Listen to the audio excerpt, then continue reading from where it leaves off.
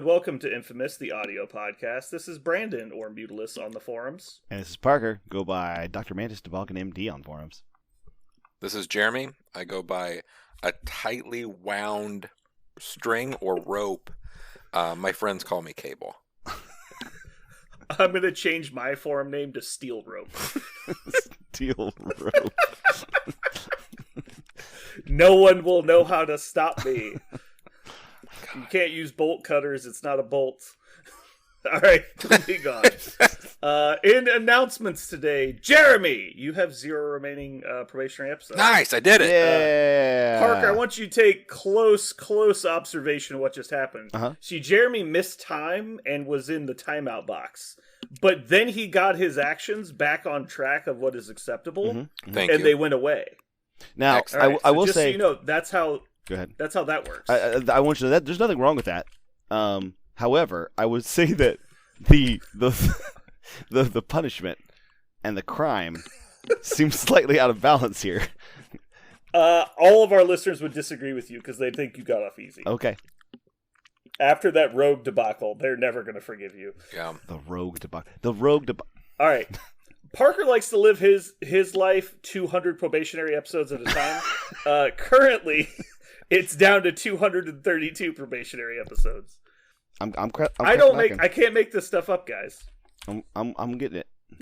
It's written down. I mean, you can just look it up. Rome wasn't built in a day. Yeah, it definitely wasn't built in 230 days. All right, Parker, you are now allowed to do your one thing you're allowed to do every day, which is tell us about the news. All right. News. News. Guess what, guys? News. We done newsed out after all the newses came at us like a frothy wave over the last 2 podcasts. They don't have any more. They're spent. You could say they're post-coital news, just sitting there basking in all the news. That's it. It feels like we had this direct line to the developers for like basically a week straight. Yeah. And then just out of nowhere, that cable just snapped. Uh-huh. And it's just gone now. We don't have a cable anymore. There's no more. And so there's no more direct. For those connection. at home, Yeah. take a drink. Anyone not following along by now, hang on to your butts. Yeah. All right. Buy a cable. Via cable. Next up, yeah. You might need to strap yourselves down with something strong yet flexible. Uh-huh. All right, so next up on the docket, following this direct line of events here, Jesus. we have currently playing. So I actually played a learner game versus one of our locals tonight, yesterday technically, and I played Spider Foes for the first time because I thought to myself, well, he's only played one game, so I want to give him a nice softball, so I'll play Spider Foes. Oh, Jesus. Ruh-roh. That's where my logic train was. Unfortunately, the Spider Foes were triumphant, even though I was new to the faction. So basically, they're undefeatable, is what I've learned. Ooh. You're 100%.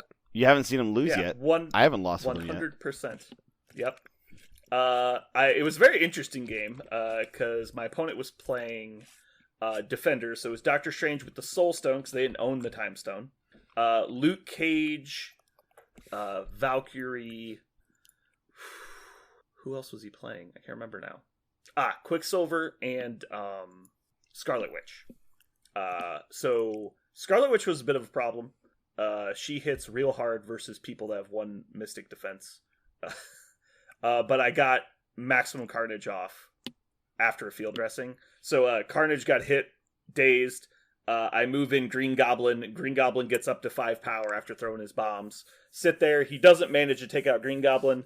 Next activation, Green Goblin plays field dressing, activate Carnage, and then I start measuring things and realize that there's 4 people within range 2 of Carnage. And I was like, well, and I had exactly 5 power, so it literally had to happen. So Maximum Carnage goes off, targeting Luke Cage, Valkyrie, Scarlet Witch, and Doctor Strange. He, Horgas Hoary Wisdom's Doctor Strange, so he rolled 5 dice. And Luke Cage took Valkyrie's hit. I triggered Mayhem 4 times on 4 attacks, so all of them took an additional 3 damage, just because, which was amazing. And basically he dazed everybody in range, which was pretty cool. I was then like, well, I have 0 power to paint the town red, or else he would have done even more, and then he just went back to sleep. It was great. Have you guys played games lately? Yeah, I played a few. I have to let everyone know, the streak is now over. Streak broken. Streak broken. It lasted. It was a long one. I thought I was gonna 7 games, right? It was 7, maybe 8. I might have lost 8 in a row. It was pretty epic. You lost 8 in a row, but you lost priority 7 times. Oh yes, I remember that. Yep, I lost priority 7 times in a row, and the lossless games. And I got priority. I almost won. Then I lost, but then I think back on it, and I remembered correctly. He re-rolled a die with a collision, and the model that re-rolled that die can't re-roll on collisions. I won that game. Now that I thought about it, but that's okay. I took the L. Hashtag no takebacks. Yeah, I can't take that back. But yeah, so I've just been playing Sam Avengers and messing with having damage reduction on almost all of my characters, which is kind of silly, and how to use that and what card. Basically, it's a matter of tactics cards at this point and what to add in. But it's a lot of fun moving your models kind of here and there and having more models than your opponent. It's kind of cool. Operation Die Slow. It's pretty fun. Parker, what have you done lately? I went to the game shop, but I didn't get to play a game. I just worked on X-Force and decided that I sat down with you, actually, and we wondered what to do with some of the empty slots that aren't X-Force members, because there are people in there that aren't X-Force. And since we don't have... I guess we did have one kind of news, just super sketchy news. For a brief shining moment, we found out there's probably going to be more X-Force characters with X-23 and Honey Badger. God damn it, Parker. Hold on. That wasn't posted anywhere. Hold on. Okay. You're up to 233 again. Got the goddamn news. What do you mean forgot? I looked at all the different things that I ever look at. Forgot? I looked at all the things I ever look at, and it wasn't listed anywhere. All right, we're going back to the news. All right, news segment, go. Well, I don't see anything here. I don't even know what it was spoiled. I believe it was spoiled on Facebook, but it was because the website got updated early and they added a box set. So the only reason we know what's going on is because the name of the box got spoiled. Oh, that's all we have. Like I was looking everywhere for anything, and I could find nothing. No. It wasn't an official spoiler. It was a leak. Okay. Which is the first leak we've had since, a long time ago. Yeah. So we know, so according to a leak, we have a box name, and all we have is the box name for X-23 and Honey Badger. So for those of you who don't know, X-23 is the clone of Wolverine, and Honey Badger is, get this, the clone of the clone. She is the clone of X-23. So it's a clone of a clone. Yeah. So we have Wolverine, yes, original, the OG. Then we have Sabretooth, which is angry Wolverine, bad guy. Then we have X-23, which is what if Wolverine was a chick? Mm-hmm. And then we have what if Wolverine was a chick again? But younger. And just starting over. Yeah. A whole new one. Yeah. So I like it. It's like Russian nesting dolls with claws. Yes. All the way down. And healing factors. So like yes. What I also think is really adorable that they did with this is, so Wolverine has 3 claws. X-23 has 2. Honey Badger has 1. I think that's just sublime. It's copy of a copy. I know, exactly. Like you lose definition as you go down. So Wolverine. So just conveniently, the little kid is giving everyone the finger all the time. So Wolverine has 3 claws because there are 3 spaces in between your 4 knuckles, right? And I thought that was just, it's cool, right? Because they said a long time ago his claws are not part of what was put in his body. He already had them inside of his hands. So, like, that makes sense. And then when X-23 had 2, it was just like, okay, well, tip of the hat. She's like a copy, I guess, so she only has 2. I don't know why that would be, because if she's a clone, she should have 3, because she also has 4 fingers, but whatever. And then when Honey Badger had 1, I went, this is just kind of stupid, right? Am I wrong? Is that just kind of stupid? Is that just a baby Baraka? Doesn't Baraka have 1? He's really got long big one. Ones, though. Yeah. But he has swords. Yeah, but Honey Badger is like, her claw is small, like it's diminutive, like you imagine on a child. Deadpool has swords that come out of his arms. True, and they finally found a way to shut him up. Yeah. Yeah. Oh god. Nice. Played by Darth Maul. Played by the same guy who played Darth Maul. That wasn't Ryan Reynolds in that scene. That was for Darth Maul. He probably refused. He's Yeah. like, nope, I'm out. You Uh, got me for the early segment. But the one thing I will say that I'm excited about is I love me some X-Force, and I'm sure at least X-23 will be an X-Force. Honey Badger might be, but she'll be an X-Men most likely. Yeah. I think this is a pretty funny way to do it because you've got the people that like the adult X-23, that's like the comic book canon, and there's the people that like the Logan movie, and that's basically Honey Badger, Yeah. even though it is X-23 in the movie. The equivalent of that younger version of X-23 is basically just Honey Badger. Yeah, they definitely, that was definitely like a fan. They do this commonly whenever there's about to be a movie. They will do something in the comic books that relates directly to that movie, like it literally like tell the story in a different way or something similar. And introducing Honey Badger was 100% trying to milk Old Man Logan like mythos. Yeah. 100% as hard as they could. So, but I mean, Laura Kinney, which is X-23, but in the movie it's really like Honey Badger. That's the age. Was an awesome character. Like she was great, and the Honey Badger character in the X-Men comics isn't bad. Although I will say this: in the current X-Men comics, she's very much a footnote of a footnote. She appears almost never. Whereas Laura Kinney, like the X-23 character, she's a main player all the time. So I think that's for what it's worth. I really hope that X-23 is like. Do I want her to be a 4-point brawler again? Do we really want another one? I don't know, but I kind of want one. I kind of want another one. I kind of want her to be 3 points, kind of like a Valkyrie role. Yeah. And then Honey Badger could be like 2 points for like a Nebula role, and then it's just like pick your level of Wolverine you want. That seems it's like Wolverine at 3-point totals. Right. I see that probably being the case. Yeah. I could see it being 4-4-3, and their X-23's 4, and then because I mean in the comics X-23 is supposed to be just as deadly as Wolverine, if not more so. Oh right? yeah, she is hardcore nega bitch. Yeah. Is she as hard to kill though? Yes. Because she doesn't have does she have the adamantium skeleton as well? She does. Okay. Yeah, that's why she was as- created to begin with. Yeah. They just need to put more healing factor 2 in the game. Yeah. Mm.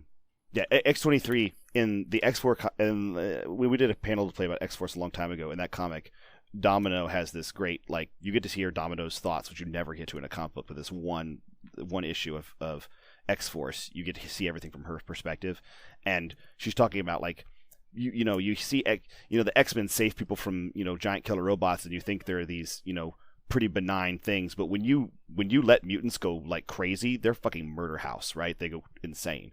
And she's talking about how Wolverine is this fantastic berserker and Archangel is this terrifying like demon, but she said, she's like an X-23, she's just a machine. She's just a blender. She's just nothing stops her. She just keeps going until she's like a dexterity-based Terminator. Yeah. Yes. She's just and that's in the comic book she has zero apathy, like zero rage. Nothing is. She never growls. Yeah. Like Wolverine's always growling and I'm the best there is, bub. Laura Kinney makes no noise. She just murders things. It's just the sound of cutting. That's all you hear. She's an awesome character in the comics. Super fun. So I am excited for X-23. Yeah. Yeah, I think for functionality in the game, I'd rather see her at 3 points because we have too many 4-point brawlers that fill that slot already. Right. But I think to do the character justice, she should be 4 points. Yeah. I would love to see. You're right. I would like to see a 2-point. I mean, if they put Honey Badger in X-Force, I would love to see a 2-point X-Force character. That would be amazing. Yeah.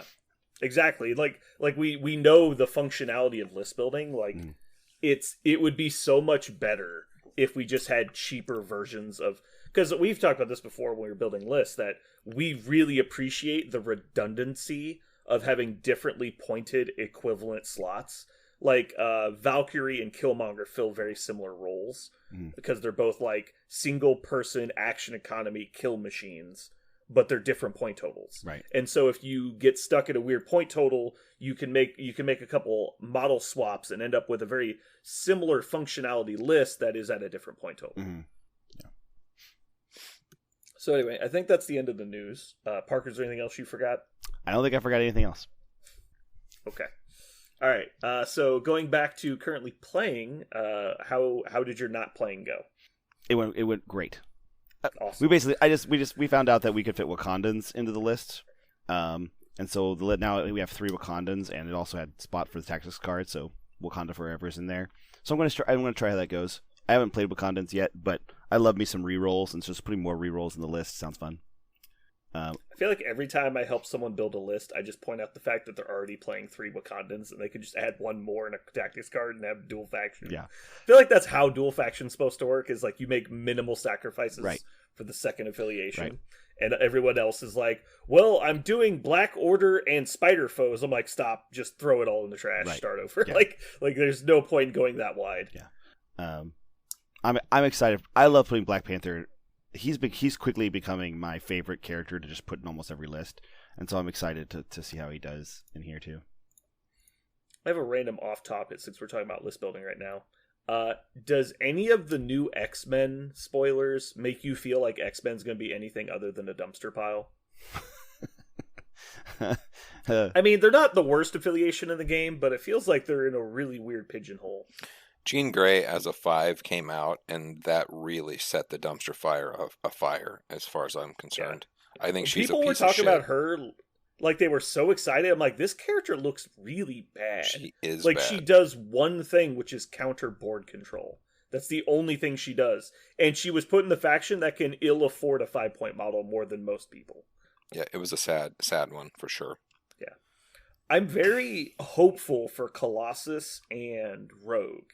I think Gambit will be a generically good model, kind of like Zemo. Mm-hmm. Like, he'll just be worth his points, like a Hawkeye, maybe. And so I think he'll be in every X-Men list. I think Rogue will be in most X-Men lists, if not all. Yeah. I feel like... but I don't think they really pair together, necessarily. Yeah. Though. I think that... I have a feeling that X-Men is going to be kind of like Inhumans, with the exception of they actually have a leader that's ridiculously efficiently costed for what she does. I don't know how you ever play Cyclops over Storm, and you, instead of playing Storm, Beast, Domino, you'll see Storm, Gambit, Domino, and Storm, Gambit, Rogue, or Colossus. I think you'll just see different versions of that. I don't know if you'll ever see 4 X-Men in a list. I don't know. Maybe we'll have to see Colossus, but like unless Colossus is better than Luke Cage.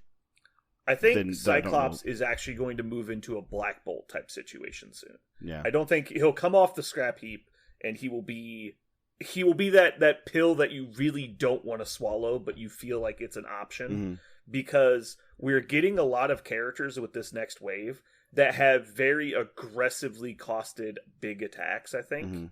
So characters like Rogue, characters like Colossus, and characters like Magic. And so if you're looking at, okay, well, Magic can teleport herself to here and double ultimate attack this person, that's a reason to take Cyclops. Like, now we're talking about he brings functionality, because right now it's worthless. Like, there's no one on their team that has a reasonably costed, like, big attack that's worth his leadership. Right. And so I think those new characters will make that a lot more aggressive, especially with Gambit. They've talked about Gambit's going to be a power battery. I think he'll fix that problem also. I think Cyclops could get paid with more X-Men, sure. But another problem is, okay, so we talked about this before. I love, after the podcast that changed the way I look at this game, after that episode, where you're looking for like the shiny, right? I think Jeremy called it the nugget. That's what I called it all night long. The like thing that makes it seem really appealing, the one thing that they can do that somebody else can't do. And if the only thing X-Men can do is use big attacks more often, I don't know if that's a big enough like draw. I don't think it's a big enough thing that they do. I'm looking for like a tactics card or something like that. In the current game state, I think that's correct. I don't think it's worth it. Yeah. But if the right attacks line up, I think it is worth it. I guess I got like if go ahead. We're talking like Cyclops has a 3-cost attack that throws somebody, that can be game wrecking to get to do that like 4 actions in a row potentially, depending on the situation. Like that could be a serious problem that people have to deal with, to where his point total no longer comes into play. Mm-hmm. Like it's now that combo is going to be performed, so it doesn't matter that you have a 4-cost leader. That doesn't really do anything. Kind of like Cable. Like Cable is useful, but he's really a 4-point model that you're paying 5 points for. So is the way I view him. So I'm confused. You're saying Cyclops himself, Optic Devastation? You can no. If you can get the right. Did I say Colossus, not Cyclops? Did I say that Cyclops instead of Colossus again? No. I was saying. I thought you said that Cyclops. Colossus might have a big attack. That's worth it. Now I see. I see what you're saying. Like if he has a throw every turn. Like if Cyclops has a 3-cost attack that throws people. So you're saying you did it again. Different situation. You did it again. Colossus has a big attack. Now I see what you're saying. I don't know why I always do that. They have two very similar sounding names. They do. It's interesting. Colossus. Yeah. The tank, the metal boy. He might have a 3-cost attack that does like a throw mechanic because he's known for being the big brawly strong guy. Mm-hmm. Also Magic. We know Magic has a very useful big attack that might spike to very high damage. Right. Like she might just walk up and one-shot 2 people because she counts skulls. You don't have to work that hard. Rogue has she has a big hitter as well. Yeah. It's range 2, but it's 3 power, and if size 4 or less, you throw it short. That's right. enough. And she has charge. So you're talking about if she starts her turn with 5 power, she can move and double attack with her big attack. Mm-hmm. If you've got somebody nearby with power. Yeah. That's a very powerful effect. So I'm thinking that even if he doesn't become a main meta priority thing, he might actually start getting play as the rest of the X-Men come out. But it feels to me like every time I look at a potential X-Men roster, it just doesn't feel like the juice is worth the squeeze. It's like I'm going so hard to try and get this stuff to work. It feels like it usually just works in other affiliations. Feels like they were worried X-Men would be too good and they kept toning them down. But we also don't know everything yet because they're not out yet. We don't even know what Gambit does. Yeah, I would love to see in one of these boxes a Heroes for Hire level tactics card, like a tactics card that really, really, really makes you want to play them. Don't even get me started on that. All their tactics cards suck. Right. So, but we already know their X-Men cards suck. But if they have a couple tactics cards that we feel are good enough, to really put them over the top, I would. If that happens, I think you'll also see reasons to play X-Men over something else. But at the end of the day, we talk about all the time how Storm with 2 cheap X-Men and 2 other fantastic premium characters is really strong always. So that's a way to play quote-unquote X-Men, and maybe that list gets better with more 3-cost awesome X-Men out, so you don't have to play Beast and Domino. You could play, Gambit and Magic if you thought that was better in the matchup or something. So yeah, having 4 legitimate 3-pointers is going to help a lot. Right, so you can still play that version of X-Men, and will get better with more X-Men, since so many of them are 3 points. But have they said it? I don't know if they said it out loud. They hinted Colossus was going to be maybe 3 points, right? Is that what they hinted at? I can't remember. I believe he was hinted at 4. He was? Okay. But it's not confirmed. Okay. So you haven't brought up the other thing that the best part about X-Men currently is Storm and her leadership. To me, the leadership of Midnight Suns is actually better. Oh, their thing to teleport? Yeah. Mm-hmm. You just do it whenever. It's been so long since I looked at it. Right. Who has the leadership again? The Dhampir. Damn it!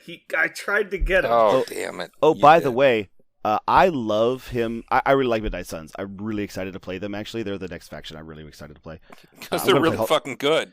Hold on. Once per turn, this is Blade's leadership, Bump in the Night. Once per turn at any time during an allied character's activation, it may spend 1 power. If it does, place that character within 1 of its current position. This is not better than Storm's leadership. Not even close. Huh? Storm gives cover and then lets you place within 2 of an ally for free. But it's only once per round, right? Is the place? Yeah. Yeah, but it's also free. Yeah. And gives cover. Yes. Cover only matters for the first part of the game. After you close, it doesn't matter. You only get her leadership for the first half, maybe, of the game. Maybe. Uh-huh. I will agree with Brandon here. There's no way that the ability to protect your key models from taking chip damage early, and then after you close have more maneuverability than your opponent is better than a place. A range 1 place compared to a place within 2 of, or place within 1 of someone within 2 is such a massive range difference. I understand you can only do it once, and you can't have an objective token, but like placing within 1 is only mildly good. And considering that it costs power, like how many characters are balanced around spending extra power for a leadership ability every turn? I think you're just going to run yourself dry way more often than it actually helps you. I think that Blade's ability is actually superb. I do not think it's mediocre. I think it's superb. I think it's good. I just don't think it's better than Storm's leadership. I would agree. It's not better than Storm's, but it is good. I actually think if Storm did not give cover also, I think Blades is better, I think. But the fact that they gave Storm has 2 good leadership abilities simultaneously. Yeah. Any of those individually would be a leadership. Yeah. And they just honestly, I agree with that. We want to talk about characters that will get adjusted. That's a perfect box option for getting adjusted. Yeah. They could do multiple things with those 2 leaders to fix them. And they would probably bring the whole affiliation back into the norm. You mean Cyclops and Storm? Yeah, just swap their leaderships or change their points. Like, you could easily make Cyclops a 3-point character. Mm-hmm. Take away his movement tech, do you think? Take away his place? No, I think you could just print 3 points on his card and it would be okay. Oh, yeah. He'd still be worse than Storm. Yeah. You could make Storm 4 points and she would still get played when she needs to get played. Mm-hmm. And it would break up a lot of those silly, stupid combos where you're like, I took, Corvus and Proxima in X-Men because that makes sense. Yeah, there's a lot of options for that box set. You could swap the leaderships, which would also make it fair. It doesn't even really make sense what Cyclops does. Like, I know he's like the team leader, but how does like sharing power make sense for what he does? Like, it's not thematic, right? Kind of. It is a little bit because the X-Men, like in the comic books, every X-Men arc is I defeated the X-Men because I had them all separately. But they all got together. When they're together, they fight so well, and they're so much better at being offensive. For some reason, all of them punch harder and shoot more lightning or whatever the fuck because they're together. So that actually is that. I think it's pretty thematic, actually. Okay, well, in the novel I read, it was more about Scott doing the whole, like, telling people what to do thing and, like, coming up with plans. Coordination. Which makes more sense for me with the placing people around. Sure. Which I know he has team leader, which lets him move people. But I always thought, in the novel, Storm uses her ability in interaction with other people's abilities, like Iceman, to amplify their abilities. Uh-huh. And so I always felt that would make more sense for her anyway. Yeah. Because, like, oh, you shoot energy blasts at people. Well, let me, like, use ice on the ground to, like, limit their mobility so you can hit them better or something. Or, hey, we need fog so they can't shoot or whatever. Storm giving cover makes fine sense. Like, that's that makes sense, but... The placing thing, I guess, is because she often is lifting people with, like, wind and stuff, I guess, but... whatever. I do think that's one of the box sets that, whatever it is, box 40 or 41... that comes with Storm and Cyclops. I think that would be a prime example of a box that probably needs an adjustment. And speaking of, that brings us to our main topic. Talking about balance changes. Let's do it. Dun, dun, dun, dun. All right. I'm not ready, though. Okay. I'm still not. How unready are you? 47%. Okay. So, I have a bold statement. I guarantee every one of the original 50 characters will get a new stat card. Yes, they will get a new one printed with white border and whatnot. Yes. So full of shit! You said you thought about half of them would get adjusted in some way. I think so. I think there'll be 25. I don't see that happening. So just look at Shuri, for example. Shuri is one of the greatest outliers we saw in the game in the original 50, right? Mm-hmm. Like, name someone more unbalanced than Shuri in the first 50. And she got the most minor of adjustments. Mm-hmm. So that's why. I don't think... Like, there's no way that... Because they've already confirmed that... Isn't Iron Man not getting changed? Didn't they already confirm that? No.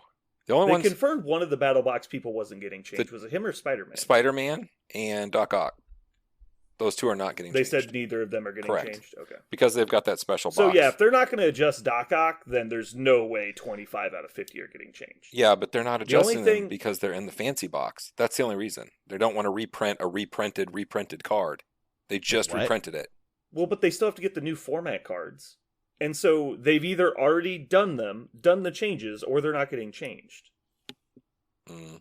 I think the problem is you're looking at Shuri as a nerf. I don't think they're nerfing things. I think that they're going to tweak those other things up. I don't think there'll be too many I think nerfs. they're only going to adjust like the bottom 5 and top 5% of the game. Because so far everything we've seen has been that. MODOK, Shuri were both easily top 5.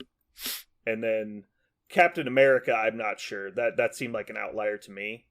But there's no way people in Captain America's power bracket are going to get adjusted. Or else just the entire game's going to change. Because there's no one more middle ground than Captain America. Sounds like a challenge. Then literally the entire game is going to get adjusted, and I just don't see that happening. So, well, Captain America did get adjusted, right? I'm confused. He did, but I don't know if that was just an aspect of they wanted Sam to be different, and so they decided to make him like Sam. Oh, well, yes. Honestly, it kind of blew me away in general. I was very surprised Cap got changed. So the other models that are going to get changed, right? So, I mean, there's a list. Ultron will be changed. I would not be surprised if Ultron gets changed. Ultron will be changed. Because I would consider him in the bottom 5%. Mm-hmm. Like, we have about 100 models now. Maybe 10%. But I expect like 5 to 10 models up and down get changed. I would say Bucky will be changed. I would be surprised if he got a noticeable change. What could we do? What could they do to Bucky? I'm not sure, but why don't people ever take him? I mean, because they view Taskmaster as better, and Rogue Agent's not actually that important. If you need to get affiliated, people generally reach for Taskmaster first, because Bucky doesn't hold a forward position. And if they don't need a Rogue Agent, there's 20 other range characters that are better than Bucky. So Bucky's only in your list if you need a range 5 character that has Rogue Agent. Which doesn't seem so that's why Bucky need. doesn't get played. Yeah. If Bucky was like in an important affiliation, I think he would actually see play because he's better than Crossbones, but he's not better than Zemo. Correct. He's not better than Sin. He's different than those characters. I think they'll give. But yeah, nobody needs if they want a range 5 shooter, you take Hawkeye. He's literally just better better Bucky because he's not a Rogue Agent. Yeah. I mean, hell, that one guy did really well in the first TTS league, playing till the end of the line. He clearly was playing Bucky. Well, that's just like your opinion, man. That's just raining cold hard facts up in this bitch. So I would expect if they were actually trying to make him playable, they would just make his assault rifle 5 dice. That would be fine. I think pretty much everything else about this character is fine. Yeah. Well, that would be an adjustment, right? Yeah, that's the only thing I can see them doing, though. That's all I'm saying. I don't think they'll do it. I think the question is, do we want to power scale creep the game? Mm-hmm. And I do think that they've learned a lot about character design in the last 2 years. And so they can more aptly develop these characters. But bringing everyone in line is not realistic in most games. And small changes like that, would that make the difference? Would you play Bucky if he had a 5 dice attack? Probably. You would take characters out of your current rosters and play Bucky instead. I'm playing Sam. If Bucky had a 5 dice attack for 3 points and he would shoot somebody every time a dude. If that was true, you'd be playing Hawkeye. Hawkeye doesn't shoot when one of my models moves up and then shoots you again. That would be silly. What? With Sam? Because one of his... I'm confused. Because Sam has the move, right? When a model is dazed. And then Bucky has the... When a model's dazed, he will shoot you. It costs power, but yeah. Yeah. So if it was a 5 dice attack, it would be pretty good. I'd probably take it. But a 4 dice, I'm not taking it. I don't care about that. What about... Okay. If one attack dice is the difference between playing Hawkeye and Winter Soldier, then I just don't see it. I think 5 attack Hawkeye's dice just versus better. 4 is a lot. It doesn't really matter that much. Oh, it matters. If we're talking about damage output with 3-point characters, then you would take one of the auto pistol guys, like Punisher. Punisher does more damage than Bucky. I still say Hawkeye does more damage, because being able to choose damage type is more valuable than 1 attack dice. And Hawkeye also has a way to attack you. But the argument is not whether or not you take Hawkeye or or Bucky, the Well, argument just- is do they look at like the numbers, right? Do they look at the values and the number of times Bucky is being played, and they go, okay, do we want to turn this dead hunk of plastic into something more appealing, right? And then you just have, that's a game philosophy question, and you're arguing that they won't, because they just don't need to. They're just going to let Bucky remain an unplayed character. They'll just let it happen. And what I'm hearing Jeremy say is he thinks they won't. He thinks they will try to make Bucky more appealing. Okay, well, a couple things about that. I respect the X isn't getting played statement, but my argument would be, how are you measuring that?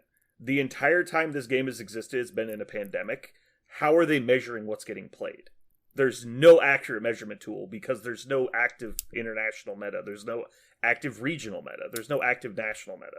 There's some people playing online, which is still a very small sample size compared to a normal game state. Yeah. But also, some characters are just going to get played less by design space. Well, it's Like- clear. Like exactly my point. He's in one faction. He is one of 2 rogue agents, and the other rogue agent is widely considered more useful. I'm just saying, Because it's clear they have some data, or they wouldn't have changed Hulk. There's no reason to change Hulk, other than they want to make him more appealing. But they obviously buffed him in many ways to make him more appealing, to bring him more in line with other characters. So clearly they have a reason to do that. They have a method of doing it. They picked something. no, I'm just well, yeah, but the number of games he was getting played in, I don't think was relevant. It was his performance on the table. So you're saying Like that I think anyone who played Hulk more than 5 times said he's complete dog shit. okay, I see. So you're saying you're thinking they're now. I think I see what you're saying. I was just responding specifically to you saying he's getting played this amount. Right. I'm like, I don't think that's factored. So they're not going to be basing it on appeal. They're going to basically, it's kind of like a play test 2.0, right? So they already play tested them once to see if they're imbalanced, but now they realize as the game has evolved, their original characters were not creating the kind of effects on the table they wanted. So they didn't care how many people were playing them or noticing the effects. They're mostly worried about, can the Hulk actually perform in a game? And you're saying that Bucky can perform in a game as is, so they won't change him. I think he's performing his role. Right. Yeah. So they don't have any reason to change him because it's not about appeal or popularity. It's about playability. And we all agree that Hulk was unplayable in his design. Like he was supposed to be a big bruiser, and he couldn't do that. And Bucky He was supposed to be a lot of things, yeah. Right. But when it comes to if you're talking about let's adjust a character in the game, what goes into that? Well, first off, we have to do brainstorming on how we could change them. We have to go through multiple iterations. We have to get the art department involved to change the card, which they were already doing, but which just means you have to do it right now. Then we have to play test it, which takes who knows how many hours per character, including every change has to go through it. Like, if we're going to change, 50% of the game, that means 50 characters need to go back through playtesting, and then back through proofreading, and then back through final drafts. Like, the amount of effort that is involved in that is not nothing. It's not like, oh, we just changed it to a 5 and released it. Like, they're not going to do that. Yeah. I would hope. If they're just going to magic wand to make stuff better and send it out without testing, that would be a terrible idea. So can I give you a different example, maybe, of another character that, or actually maybe this is what you do. If it's not 50 out of 100, we got like 104 characters out right now, whatever it is. Just a second. It is 110 show on MSF. Okay. DB. I know there's a couple duplicates, so it's around 100, okay. And there's also stuff on here not released. Right. So let's say that if we went through the whole thing, how many would we find that we know are clearly behind some sort of power curve? Hulk was. Well, Black Bolt is. Let's phrase it this way. The way I'm looking at it is this. Look at a character card and just say, is this broken? Is it working as intended, or is it not functioning as intended? Okay. Those are the things that need to be changed. And changing one attack die on a character card is not broken, in my opinion. That the way the dice statistics in this game work, that cannot be enough unless it's like from 2 to 3 dice. Like, it would have to be a noticeable, impactful amount of dice. Sure. And in one game, changing Bucky's attack die is not going to really change the outcome of the character. It will make him better, there's no question he'll be better, but I think currently he is performing his role, which is being a mediocre rogue agent support model. Yeah. So let me give you another example, like Black Bolt. Black Bolt seems to be behind the threat level 5 curve. And I think Black Bolt pays his leadership tax. And so is the reason I think Black Bolt's way is. Right. Okay. But there are so many parts of his mechanics, like the lopsided health on the backside, the way that he has to spend so much power to add dice, and he's just adding dice, which we know is not a very fantastic way to add to the game. Yes, he does get a reroll, so he gets a little more value out of it. But there are lots of things about Black Bolt that don't work, I think, in the same way that old Hulk used to not work, which is you want him to be this kind of like mid-ranged damage dealer, and he struggles at it because he seems to be always starved for power. And I think you're right. I think they made him 5 points because he is not a 4-point character, and I don't think you can adjust his points. I think you would have to do something kind of like you did with Hulk and give him a treatment to make him feel like he's getting something. Okay. But so I'm going to ask you some questions. Sure. Is Black Bolt bad? I think. Your opinion, is Black Bolt bad? I think Black Bolt is bad. I stare at him. Okay. I stare at him desperately trying to wonder if. Do you think he is broken or just bad? You're saying is he functioning the way he was designed, or is he just bad at what he does? I think that's fair. He's just bad at what he does. I don't know if okay. I don't know if he doesn't function. I think he's just bad at it. Okay. So in your opinion, what would be an equivalent change in power to make him working in a fair level? I think like what percentage of effectiveness in game? Like 10% better? Needs to be 1% better? Actually, 50% better? I feel like this is actually. I was staring at him the other day, and I feel like he pays the 2 power tax. Remember, we're talking about like a character who gets 2 power seems to pay a tax. I feel like he pays the 2 power tax without getting 2 power. Like a lot of his abilities seem over. I would actually argue a lot of his abilities are fairly costed. So a 5 dice energy attack with Pierce is a very good basic. That's range 4. Mm-hmm. Master Punch, cost 4 for range 3, 7 dice attack. Auto throw, nearly auto throw. You auto throw up to size 4 on damage. Mm-hmm. You get to place within one of the target. He has a great leadership. Focus power is good. Anti-graviton field is good. Inhuman is good. He has flight, which is mostly meaningless. Total of 14 hit points. An unfavorable split of those hit points, however. He has great defensive stats. Gains a really good, an okay attack on the backside. People think Whisper's amazing. It's just okay. You're never going to use it. The only thing he's missing is action economy. But he has the maximum amount of dice leveraging you can have on a character, I would argue. Mm-hmm. He has mild built-in free dice mods. He has very quality attacks, and he has the ability to add dice to his attacks and defense. Like, he is a combat monster with no action economy. He's basically Black Dwarf as a leader, which should cost 5 points, I would say. Now, I'm not going to argue, like, he could be a little bit better, but, like, I don't know where you change stuff. Like, if you made him get 2 power a turn, were you saying that would fix him, you think? I think that would be a good start. I think if I saw that, I feel like I could get to do his things that he has. Okay. I guess one of the things. So let me. What I mean is, like, when you put him down, we've talked about like how Hulk has things on his cards that made sense, but you couldn't do all the things that he could do. And the same with the Ebony Maw. Like, he has things on his cards that sound good, but you can't actually do them when you actually put them on the board. You realize, oh crap, I can't do them. So like all the things on his cards seem good, but when you actually put them on the board, you just don't seem to have the ability to do any of the stuff that he has. Focus power and anti-graviton field can be played, but if you do that, you're never using the Master Punch, which is a great attack. So like, I feel like, and maybe I'm playing him wrong, and I just need to play him a whole lot more before I say he's bad. And I say bad, not broken, bad. But I think he's below the power curve right. of what you would expect. Right. But I guess my next question is, what is the correct power curve for a 5-point model? Was MODOK the example that was improperly set and is wrong? I think MODOK is because I think MODOK is the most recent 5-point characters we've seen have not been that way. Right.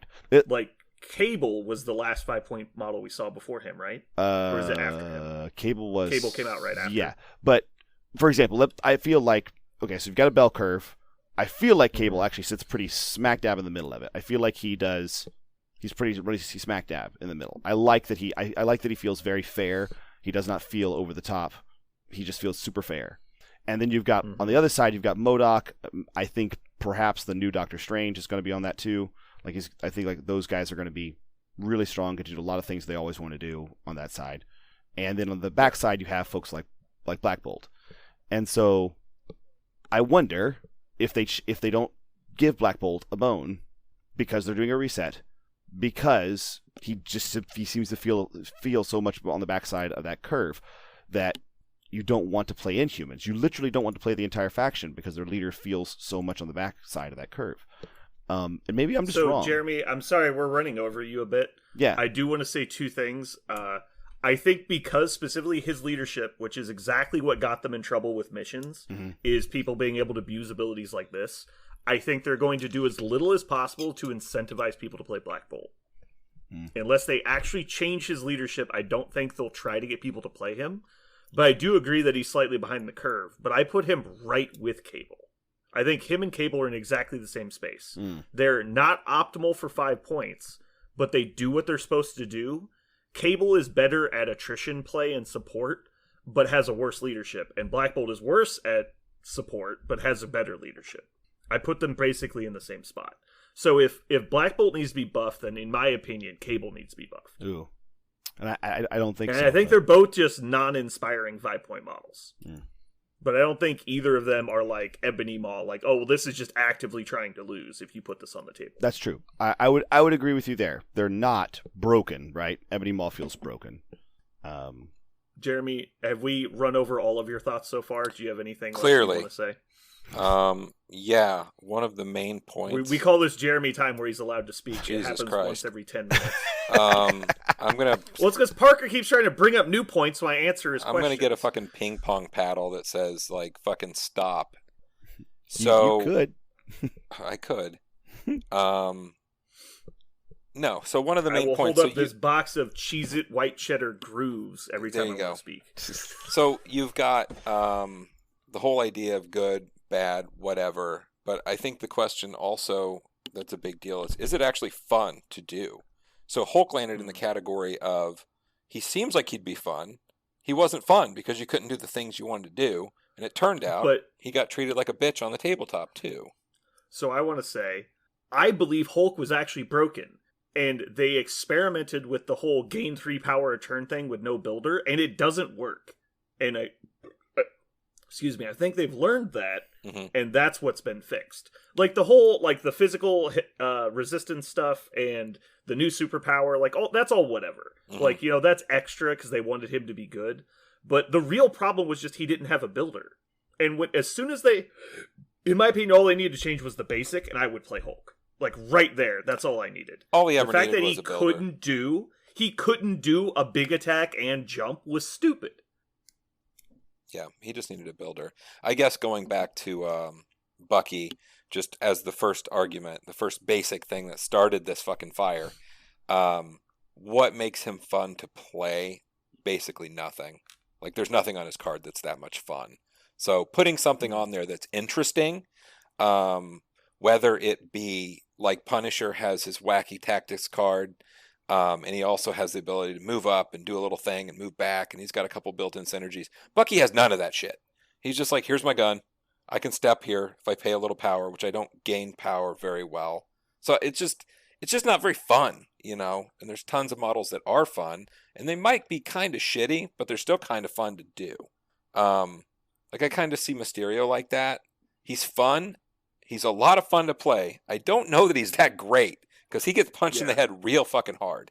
His card looks way over the top, but on the table, he's just kind of okay. He always gets like, he jukes and jives a little bit, and then you just connect one to his face, and he explodes. And you go, and you remember what 5 defense dice looks like most of the time, which is block 1 and die. Yeah. And you're like, oops. So, I mean, that's the whole idea. I think, to me, like, are the models fun? And this is an opportunity at least to fix it. to make it something interesting. Especially since look what they did with Hulk. They gave him like additional powers, like Hulk not Yeah, killing but I mean, Banner. Hulk- Like what the? Hulk is such an iconic character, though. Yeah, And I know I said this the last time we were on here, but if you guys watched the stream, they threw the playtesters under the bus so hard. Like, it was Oh, did so amazing. Yeah, they were just like, well, originally he was much better than the original print, but every time we gave it to the playtesters, they said he's unstoppable, he's too good. And it was just because they didn't know how to play the game yet, because it was pre-launch. Like, people, like, they were used to playing with the starter box characters, and then Yeah. you put a 20 health monster there, they're like, I can't daze him. What happens now? And he's like, well, he kills all your people. It's like, shit! Like, well, yeah, when your options are Iron Man and fucking Doc Ock, yeah, Hulk kills everybody. But, like, it was just such a different situation. It's like, yeah, Hulk is better than Ultron and Black Widow, we've discovered. Like, so that was like the comparison. But yeah, I think that was just a small sample size thing. And now that they know the problems with Hulk were not generating power and being very vulnerable to repeated low dice attacks, they've addressed both of them. I think he's going to be fine. I'm excited that that's the fix. But I think that's going to be across the board. I think people that don't have builders like Ebony Maw are going to get the rework of having builders, because the game is designed around gaining and using power, not around saying I use my one predetermined command point, which is really boring. And so we're going to see those changes. So I think everyone that has no builders getting changed, everyone that has multiple bow effects, like Mind Stone effects, like Enchantress, is getting restricted to once per turn. Everyone that has a reroll mechanic that triggers before crits are rolled is getting modified to say after. And was there another one? I think that's the 3. Those are the 3 that's getting changed unanimously across the board. Outside of that, I think we'll see very few changes. Also, you know what's happening too? There's all these models now that don't have a builder. I mean, not a lot, but there's some. And there's shitloads of poison on the board now. Like, do you know what kind of hell that is? You don't gain power during your turn, and the only way you gain power is by using a power that gives you 1. Ta-da! Well, speaking of, I came up with a term. So all the attacks that say gain 1 power, I'm going to call those gainers. And then anything that says gain power equal to damages is going to be a builder, because that's what everybody calls it, builders, right? Yeah. So pistols are gainers, and strikes are builders. I don't know if it's going to catch on, but I understand. I'll stab you in the face if it doesn't. I'm just going to go, what? And then it'll be on the news. Everybody like, What is remember that that? time that guy got stabbed on a podcast? I will say. Anyway, so I think I we were- wouldn't be blown away if Black Bolt got a change. If I was betting on it, I would bet against. I would too. Because he seems fine. Because he doesn't have any of those and anytime we talk about getting changed, I'm not talking about the 3 things I listed. It's not one of those 3 like generic mechanics across the board are getting changed. And so I'm not really counting those in the pool of cards getting changed, but we're talking about like balance updates. I think we'll see a decent amount of people that have blanket pushes get size restricted. I guess that's the 4th thing. People like Iron Man are probably going to get size restrictions on their pushes. Although I think Iron Man already has one. You mean the Hulkbuster? Or the original? No, Iron Man. No, he doesn't. I was going to push MODOK before I fucking figured out his dumbass. Yeah, before damage is dealt, characters pushed away. I'm pretty sure that's going to get a change. I think anything that just says push on wild will get a size update. And I remember when this happened because I hit someone with Cyclops, and I rolled a wild. I was like, ha, idiot, you're pushed away. And then I read the card, I was like, oh, size 2. What the fuck? Even Iron Man pushes any size. And I was like, this guy's trash. And so, yeah, maybe he's not so bad. Just kidding, he's terrible. Speaking of, maybe Cyclops will finally get adjusted. They even acknowledged that people hate Cyclops on the stream. They did? They were doing, he was playing with Josh, and Josh was like, yeah, I know not everybody likes Cyclops, but I like Cyclops. And he's like, yeah, it's okay if not everyone is the best. Pagani, didn't know what to say. It was pretty funny. Pagani also said, if you ever roll too many dice in an attack roll, that was his response to getting caught messing up a rule in game.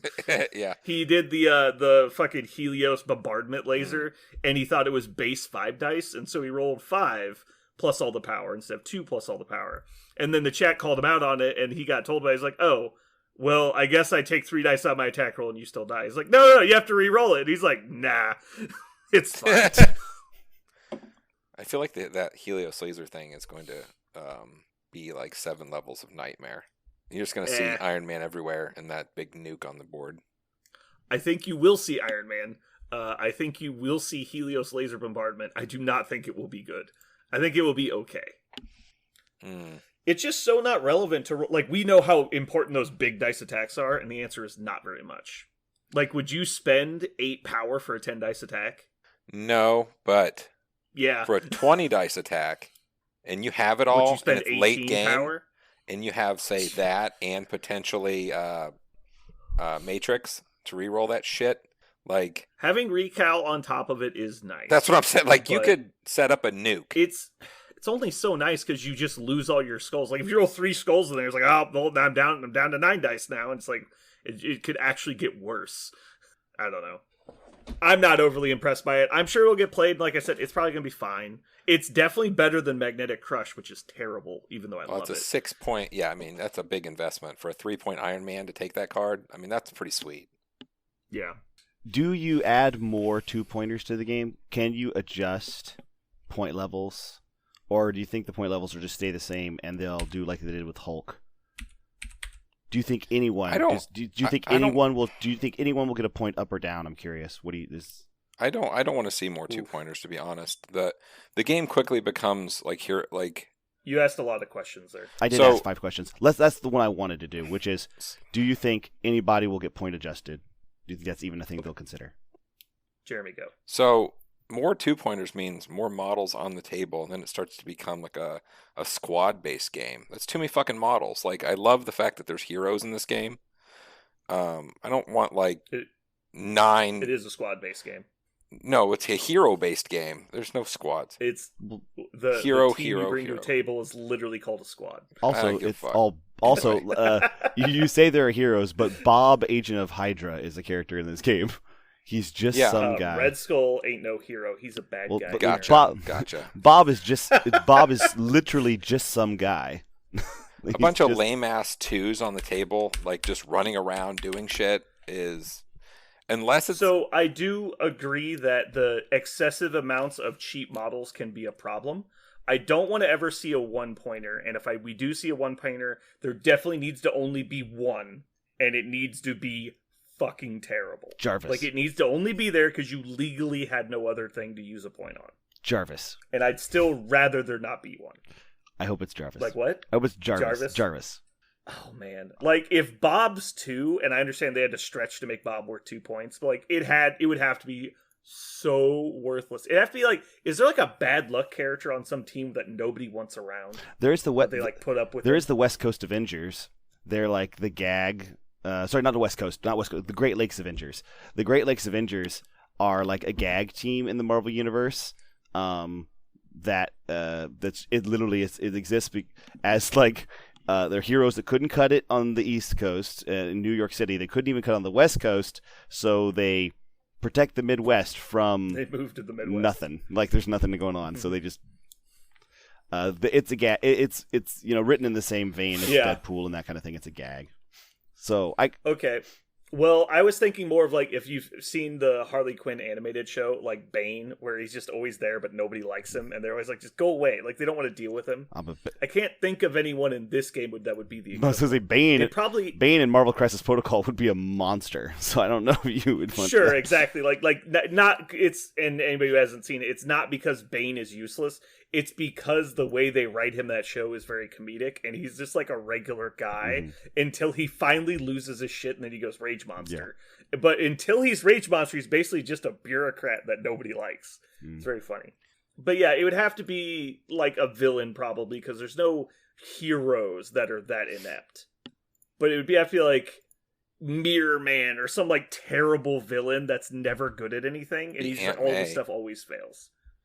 Be Aunt May. So but yeah, like Aunt May would never be in a fight. Like she would be a drawback. Like it'd be like I can see that as like a mission they do, where there's like a hostage character that you have to go protect, and so like you have to fight to protect them, and so like you have to like stand nearby to bodyguard for them. But if your opponent like effectively knocks out the objective token that has like a stat line, then they get points, but you can like do the rocket bodyguard thing if you can stand by them. I could see that being in the game, but I don't see it being a model you would play. Like you're talking about like a character in the game that's literally a liability. That's 1 point. Like, no, that's what Jeremy said. Oh. But yeah, I'm trying to think of an example of like who would be so terrible. well, there are 1 point quote unquote models in the game right now, right? The Infinity Gems. So, like they say that's worth a point. Some of them.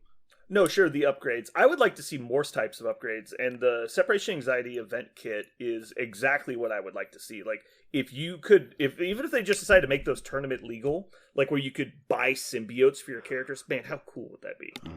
It's like, oh, I'm taking Wolverine with the Carnage symbiote, and you're like, holy shit, like this could be scary. Like, give them point values. Oh man, that'd be so cool. So But beyond yeah, I don't think they'll do beyond construction of stuff, do you think? This is straight up? Do you think they will change? One of the changes they'll make on a new printed card is a number will go up or down on any card. Do you think? You mean a point number? Yeah, a point cost. number. Sorry, not a value like. I was like, they've already shown that. Not a value of attack dice or range or something. I think it's probably like a 40% chance that will happen. Whoa, I think it should. Really, that many? I thought it'd be 0. Go ahead. I think it's less than likely, but I think it will. No, not 40% of the models. There is a 40% chance a model. Oh, will I get heard what you said. I thought it'd be 0%. Just making sure chance, I was clear. But yeah, I think it's 0%. I don't think they'll do that.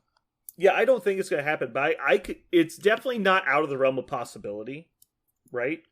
do you think they'll buff a character and make them That'd be the bigger easy number? way to get a model played. there you go. Just because they want a model to get played, and so they just All of a sudden, Wolverine's 3 points. You're like, oh shit. wouldn't it be? Obviously, that would not happen. Yeah. but- Let me throw out one that might feel okay. Gamora, maybe. Like Gamora could be a 3 if they took her primary attack from 6 dice to 5 dice and they brought her down to 3 points, that would probably feel good, right? Honestly, I don't even know if you need to do that. She's real bad. Really? Like, real bad. A 6 dice basic And so I understand she has damage and she has pounce, but she's made of glass other than that. She has 3-point character defensive stats. Mm-hmm. She has no action economy. The only thing she has above a 3-point model is 2 things. She's got pounce, which is a good ability but expensive, and she has 1 die more on attack rolls. But you know what? There's 3-point models with Pierce, so that does fuck all for me. Yeah. Like, I would rather have Pierce than an extra attack die. I'm with you. So who the fuck cares? Like, how is Proxima 3 points and Gamora is 4? So you think Gamora is? I will put forth to you that I think if there's one character they could just drop in a point to get her played, it is Gamora.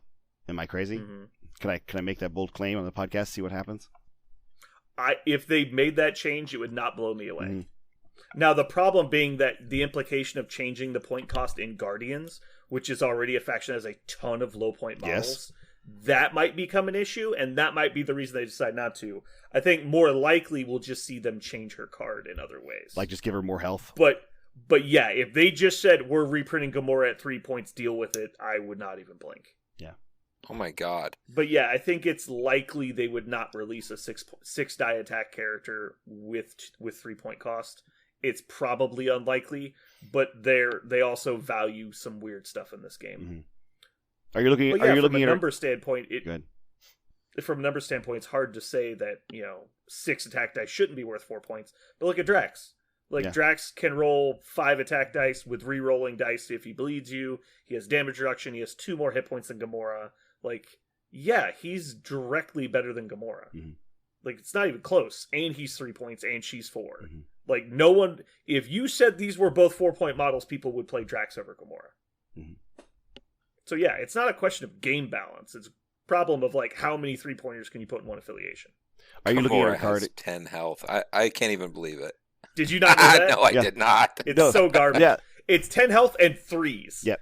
It's literal garbage. Yeah, she is. There's a handful of models in the game that are easier to kill than her. It's really weird how easy she can be backhanded because in every version of her, she's a tough ass bitch, right? She gets the shit beat out of her by hyper powered cosmic entities all the time, and she stands back up and kills them. But in this game, she can literally be backhanded by Doc Ock Just like 2 attacks from Doc Ock, she's dead. Like you're like, oh fuck, like what? It's so sad. It's like so you sad. line up Punisher and Gamora, and you're just like, there's no way Gamora wins this. Nope. Like no way. Nope. Yeah, she's bad. Yeah, so Gamora is real bad. The one character I would say currently you could just adjust their point cost and release, and they would probably be okay. They would probably still not be playable. Even I would say was Ebony Maw, but we know that they're not going to do that because we think they've learned their lesson on the no builder attacks. Uh-huh.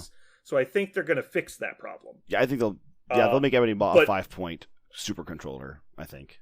He's 4 points currently. No, he's 5 points, Brandon. Jesus Christ, he is 5 points.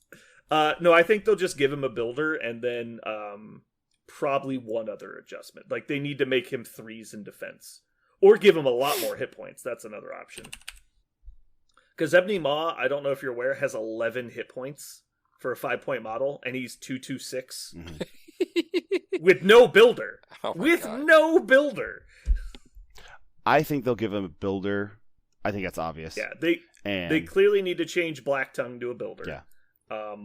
And I don't know if they'll change his health. I honestly don't know. God, they need to do a lot more then if they're not going to change. Give him damage reduction like everybody else. Sure. At least that. There you go. He's the only member of the Black Order affiliation that doesn't have damage reduction. Yeah. But yeah, I think they need to change his defensive stats to 3s like Magneto. I think they realize that that's not enough. Maybe even... No, they already did it in his ability. Yeah, he probably still even needs more after that. He's so bad. He's one of those characters with like 4 levels of shit. It's like every time you read, you're like, how is that true? Right. Like, how did I not know that this was so bad? I know we all agree Ebony Maw is the worst, but I think Gamora is darn close. She's really close.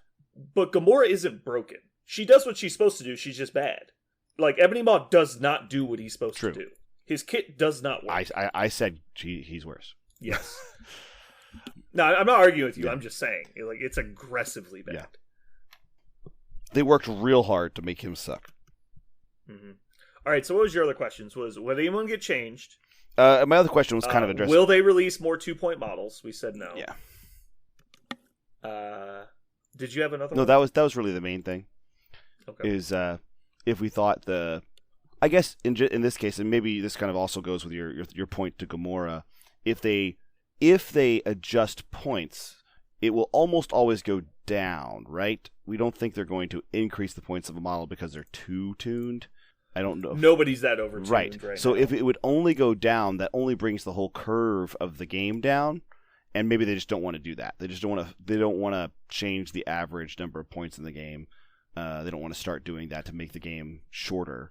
I think the number of models that would have a hypothetical point cost adjustment would not realistically change the curve in any meaningful way. I think you're right. Like, we're talking less than 5 models are even eligible, let alone would get it.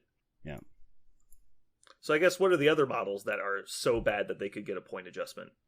I I said Scott, but he's definitely fringe. That's a maybe. Yeah, thing. that would be really... He would be a very aggressively priced 3-point model. Yeah. But he wouldn't be the best 3-point model. He'd just be aggressively priced. Mm-hmm. Like, characters like Drax and Valkyrie and Shuri are already Or ahead of him. Storm. Storm. Yeah. Storm is one of the few that could be adjusted up. She could. But she would be a bad 4-point character. Yes. Because she doesn't have the stats. Right. She doesn't do the damage of a 4-point character. She does have permanent stealth, though. Storm. I hate it so much that she has not stealth. Yeah. It's like, well, I have stealth, but you can't ignore it. I'm like, are you fucking kidding me? It's like, abilities that ignore stealth can't see through clouds, really? But they can see through illusions that create matter in the air. Have you ever seen a cloud, though? They're so, tough. Yeah. Almost like we have multiple ways to see through No. clouds. Nah. Just try. I challenge you one time. It's impossible. Name me one superhero that could smell or sense through a cloud, and I will show you. Or has bullshit. feet vision. Yeah. Oh wait, there's multiple. Oh shit. All right. I was actually staring at all of them right now, thinking, is there one that could go down without needs a point adjustment instead of an act like a card adjustment, just like words, and I don't know if there are any others. I feel like Gamora. Here's a perfect example. Ant-Man and Wasp do not need a point adjustment, right? They just need a card adjustment. I don't know what you would do about them. You would just Like, they're already so... Like, the problem isn't that they're not good. It's that no one cares what they do. So you think they need to Like, be they a don't 2-point character because synergize. nobody cares? They don't what they do? synergize with anybody. They don't interact with other characters. Sure, They don't interact with scenarios well sure. because they can't hold stuff when they're little. So you think they should be like a Nebula type and just be a 2-point character? No, I'm saying that this is the kind of model you don't change. Like when we were talking earlier about characters that are bad and characters that are broken. They're not broken. They're doing what they're supposed to do. That's just not something people want to do. The people that want to play Ant-Man and Wasp are playing them. But the people that don't want to, it's like Bucky. It's like Bucky is working as intended. He's a rogue agent with a gun. He's just not good. But Ant-Man and Wasp are just what? They're just bad. Yeah. Like they're not bad. They just Aren't they bad though? Because isn't Wasp just worse than Crystal in the things you want to put Wasp in? And isn't Ant-Man just? I can't imagine that's true. Crystal's bad. Yeah, but I think she's just worse than Crystal in the things that you would want to put Crystal in, right? Like if you put Crystal in the list, you're putting her in what to carry She-Hulk and A-Force, and Wasp are you putting in Wasp instead of Crystal? I don't think so in A-Force. I would play Wasp over Crystal. You would play Wasp over Crystal? Really?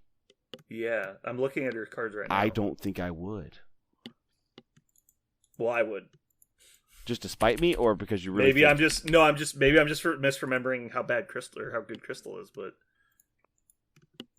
yeah, I would. I think I would take Wasp over Crystal. But the answer is I wouldn't take either of them because you don't need that kind of movement. I know. I measure it out. You don't need it. It's completely irrelevant. Well, you're adding. But the point you're trying to make is like doing the things you want the character to do, right? So I was like, what is a reason to play Wasp ever? Well, a reason to play Wasp because ever Wasp would be... is more mobile than Crystal is. What? Wasp is more mobile than Crystal is. That's why I would take Wasp. Because she's not moving twice. Because she is transform. Yeah, but Wasp can she transform and do the drop off trick, the She-Hulk drop off trick? But at some point she will be able to transform. Sure, but if we're just asking which character can move long once, it doesn't matter. Yeah, it does because there's. I think Wasp has more value in that. A-Force for 3 points. It's Wasp or Crystal. That's what I'm saying. Okay. Right, affiliated characters for 3 points that move long and have flight. I got it. Right. I'm with you. So my point is, you said at the start of all this, Wasp and Ant-Man are not bad. They just don't interact with anything well. So, and I was trying to actually supplement the point and say that I think even in the situations, the very corner case situations where Wasp has a synergy, dear God, can we find one? Well, here's one in A-Force for a flight long mover to drop off She-Hulk.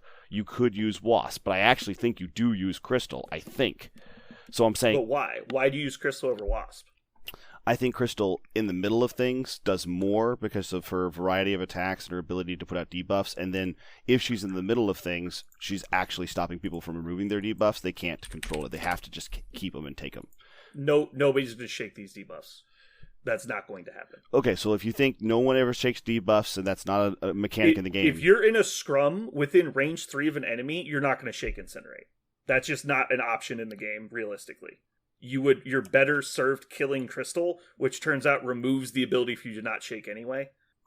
Like, that's not really a negative. Like, if you had some ability that said shake for free, then yeah, it's a negative. But nobody's spending an attack action to shake Incinerate. I'm not saying Incinerate. I was actually thinking stun and slow was what I was thinking. Incinerate. I think you're right. No one ever shakes Incinerate ever. Nobody's going to shake slow when they're within range 3 of an enemy. What about stun? Wouldn't you shake stun? No, not necessarily. I mean, what's the situation? You need power and you're going to attack with the builder? Well, it's like, how is it worth it? You're better off randomly one-shotting her with an attack than shaking. That's more likely to be beneficial to you, in my opinion. So okay, cool. Let's say that Crystal's ability to prevent debuffs does nothing in the game. It's just blank text functionally, which is what you're saying, right? When has ability like that affected you in a game?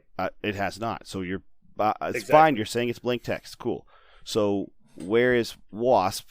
What's Wasp doing for you? I'm trying to make your point with you.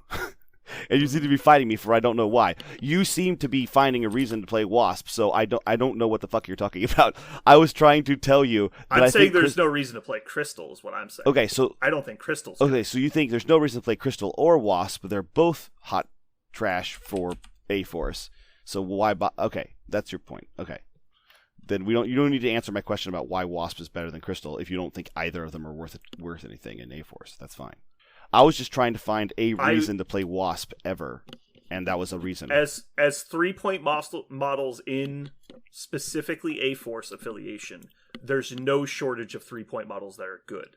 So why would you reach for these two? The answer is you want a long mover with flight to drop off She-Hulk. Right. And my first response would be, you don't need a long mover with flight. You don't realize how far the place is. And so, even as a secondary of we're going to assume you do anyway, I would take Wasp. That was just my answer. And then it sounded like you were saying Crystal's just better than Wasp, but I disagree with that point. I don't think Crystal's better than Wasp. I think Crystal's card looks better than Wasp's card, but I think in the game, Wasp is actually better. Okay. No argument. You're fine. Okay. So anyway, I think we were talking about why you would... so I brought up Ant-Man and Wasp as models that I don't think are going to get adjusted, but people don't play. And so I was just saying that the reason they don't play them is because they don't interact with the rest of the game in the way that most people want. I don't know about that. I think Ant-Man, we've talked about before how much I am exasperated by the fact that Ant-Man and Miles Morales Spider-Man are so similar in what they attempt to do, and Miles Morales is just so much better at it. So that's one point, but you remember the thing you used to complain about the most? What's that? Is that Ant-Man and Wasp cannot use the Avengers leadership. Right, yeah. Except that now you have 2 more leaderships that they use very well. Use very well. So Ant-Man and Wasp are great with Sam because they're mobile, efficient 3-point models that are not necessarily easy to kill. And in the Hulkbuster list, they're 3-point models that synergize well with one expensive leader, and he gives them resistance to collision damage. Mm-hmm. So that's 2 leaderships that work very well with Ant-Man and Wasp. Sure. And so I think that mostly just nobody cares about them, so nobody's gone back to try them again. You and I made a Sam. Look for 3-point Avengers. You've got 10 of them, so who cares? Yeah, exactly. You and I made a Sam list, and we didn't even. I said the words Ant-Man and Wasp out loud, and we both guffawed for 5 seconds, and then kept talking about serious options. But that's because we're never going to play them because we don't like them. Like, our minds are made up, is my point. Like, we're never going to play Ant-Man and Wasp. So are you saying that the developers' minds are also made up? That they don't care that they're bad and they're just going to let them be? No, I'm saying changing them won't change our minds. So it doesn't matter. You think that's the game they're playing when they're making new cards? I don't think that's realistic. That they're going, the players who like Ant-Man and Wasp are already playing them, so we're not going to change them. Like, that's okay, is that I'm going to ask you the ask? same questions I asked you about Black Bolt then. Is Ant-Man and Wasp broken? Do their kits not work? I think Ant-Man's is, yes. I don't think Wasp's is. Okay. What about Ant-Man's kit is broken? It's been a while since I dissected this bullshit. Let me see. So he has a 4-dice basic. He has a beam 3 for 7 dice, costs 4. He changes size for 1. He has Hitch a Ride on tiny size, place 3. And then he has a range 1 6-dice uppercut that changes him back to large. And then some other random shit. Gains stealth when small. Excuse me. But my point on these guys... The thing that's broken on his kit is range 1, and size uppercut is range 1. That's really hard, I think, to make happen. But it's a transform, so you get to place when you transform small, and you have Hitch a Ride when small. So there should be no situation in which you're outside range 1 that isn't your fault. But it's still range 1 when there are other things. It is range 1, but think about it. So if you're starting normal size and you change size, you get to place within one of your current location, which means you're closer than the difference of 1 to 2 than you started at. So that means you put them in a bad spot when you transform. Sure. So now you have a builder that costs 1. Sure. Right. And then you get to move range 3 once you're small. But then but after you do the Ant-Size uppercut, you have to transform back into Ant-Man. So you hope you have power again to be able to pin particle control if you're getting attacked. Sure. But if you're in stealth, you're always so close to people, your stealth is never helping you, unless I guess you're getting hit by a third party, so you're not getting like double teamed, and that's what it's supposed to be helpful for. He's as a 3-point character, he's not very good at 2v1ing, but yeah, if you're fighting a single person, which they're obviously both skirmishers, right? They're both hit and run specialists. Like, they don't want to get stuck in for long But he periods. can't hit and run, is what I'm saying. He can't, because after you dance this uppercut, you end your turn right next to them. Next to that person. Right, yes. so that's what I'm saying. He doesn't 1v1. Not necessarily, because turn 1, you're going to change size. So next turn, you're going to start with 1 power, Sure. and you're going to be tiny size. Yes. You'll then place range 3, attack them, spend 1 to change back to small, place range 3 again if you want, and then you could You can only use that attack once per them or turn. move You again. can't place range 3 again. No, you're starting small. You're not using this change size superpower. No. You're only using it the Hitch one. a ride, place 3, only does once a turn. No, you do that first turn. Right. I probably said it in the wrong order. Okay. But yeah. So you're getting to place range 3 once per turn. Yes. Yes. So I guess what I'm saying is, I think if you ant-size uppercut somebody, because it's a range 1 attack, you're going to, even if you transform and place, 1 away, you're going to get attacked back. And nothing helps you. Now, you can pin particle control to go back small, and you get to reroll, so that's not like nothing. But you're still stuck battling somebody, and you're a skirmisher. And what you got for it was a 6-die attack. You got 2 6-dice attacks. How'd you get both? So, turn 1, first turn of the game, you turn tiny. Yes. Well, you move, turn tiny, hitch a ride. So you get 3 moves effectively. Mm-hmm. Medium, place 3. Sure. Turn 2, when combat actually happens, and you have stealth at that point. When combat actually happens, you get your free hitch a ride place on the start of turn 2, attack somebody with ant-size uppercut, you become large size again. You then pay 1 power, which you got that turn, to change size back to tiny, and ant-size uppercut them again, which ends up being regular size. You're getting 2 6-dice attacks and a range 3 place for 1 power, and your 2 6-dice attacks are both builders.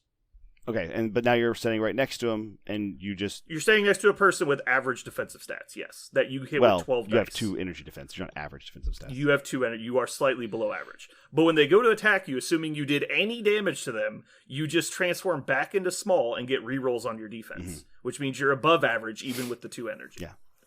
Okay, so why? And so the kit works, is my argument. Okay. The kit works, is what I'm saying. So Now, if we're going to argue that they're not good characters in the game because other characters are better than they are, I'm not going to argue against that because I believe that to be true because I hate Ant-Man. But I'm just saying his kit works. because when by itself Ant-Man works, it's just that we know there are other characters in the game to do similar things, similar skirmish styles, and they just perform much better than he does. They get more things they can do than he does. As a play style and like an aesthetic, I would prefer to play Punisher or Valkyrie because I like the way they function better. Because I don't have to worry about them not being able to contest. I would rather play Miles because I think Miles actually jumps around and does more. I think that's a completely fair assessment. Yeah. But Miles isn't an Avenger. Right. You'd have to play out of faction, yeah. So, sure. Which is very doable because there's a lot of Avengers, so you're usually not hurting for people. Right. But I'm just saying, what would you change on this to buff him? Like, I don't think he needs it. Like, what would you change on here that would get me to play Ant-Man? Nothing. You would have to make him so unbelievably broken to get my attention that it's not worth it. They're waiting for Pimtech leadership, right? Like, I think that's coming. Yeah, like when the rest of the Pimtech, like we got Yellow Jacket and Ghost, and then maybe like a Hank Pym Ant-Man. Yeah, I'd probably try Pimtech because there'd be like a whole Giant Man. like strategy around it. Put Giant Man. Yeah, Giant Man would be a perfect example. Yeah. Yeah. Except then we would lose Scott. Poor little Scotty Scott. Or they could do old Hank Pym Giant Man. That used to be Hank Pym. You do 2000 like 2000. Oh, and by the way, Avengers Hank with Hank Pym in the comic books is just an older guy. He's like Tony Stark's age. He's not. Yeah, he's not old man. Yeah, he's not gray in the face. Yeah. Ooh, they could do time travel. They're doing Quantum Mania. Maybe we'll get young Hank Pym. Right. Maybe he'll come back from like out of another time. Yeah. That could be fun. But yeah, I assume we'll get more Pimtech stuff when that movie comes out. Get a tiny truck. Little trucks. Yeah, little trucks. Maybe they'll reprint No Escape, so I'll finally have 2 copies. Oh, man. But are you following me here, Parker? I Yeah. think his kit works. I'm staring. I don't think there's yeah. anything where you're just like we got to flowchart step 7. How do we get to 8? It doesn't make sense anymore. Like it functions. And the mainly the thing that we underestimated, I think, as a group, is how fucking powerful the transform mechanic is. Because we had never seen anybody do it. We underestimated the range 1 place. That matters because it's non-action required movement. And non-action movement is extremely important in this game. Mm-hmm. Just little things like, you pushed me, I'll just get back on the point because I have a change size. Oh, well, that means you get action economy, which ends up steamrolling into you doing more damage. It was exceptionally frustrating when you couldn't use Captain America's leadership, which was like the whole reason of playing Avengers. Yeah. Because you're paying the 4-point tax for Captain America to then take 6 points of models that can't use his leadership. Yeah, I do see your point. Like, as the game expands, and we said this, I believe you can go to the videotape, but I'm pretty sure we said this a long time ago, is at some point Ant-Man and the Wasp become more valuable, and they never need to print Pimtech for that to happen. There's already 2 Avengers leadership abilities that they like just fine, if not really like. Right. So... yeah, without ever addressing it, they've already gotten better. Right. So I guess maybe that's what it is. Maybe you can just... if you actually think about it, it's actually really hard to kill them with throws because with Hulkbuster, they would have damage reduction and rerolls. Yeah. Yep. So if Ant-Man and Wasp are really good examples of cards you can't change, and we know some examples of cards you can change, how many are we only going to see like 3 cards change? And we already saw 1. MODOK. So how do you explain? Here's a good one. How do you explain Captain America then? Because I don't think anybody had a problem with Captain America other than his shield throw didn't look like Sam's shield throw, so they just wanted them to be the same. But that was an intentional mistake, right? They knew when they printed Sam, it didn't match Steve's. Right.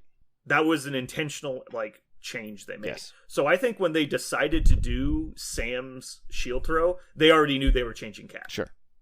Yeah, of course. And it might have been that they felt that the kit was broken because Cap never had enough power. Mm-hmm. And they were already changing him because they wanted to restrict the size of his push and throw.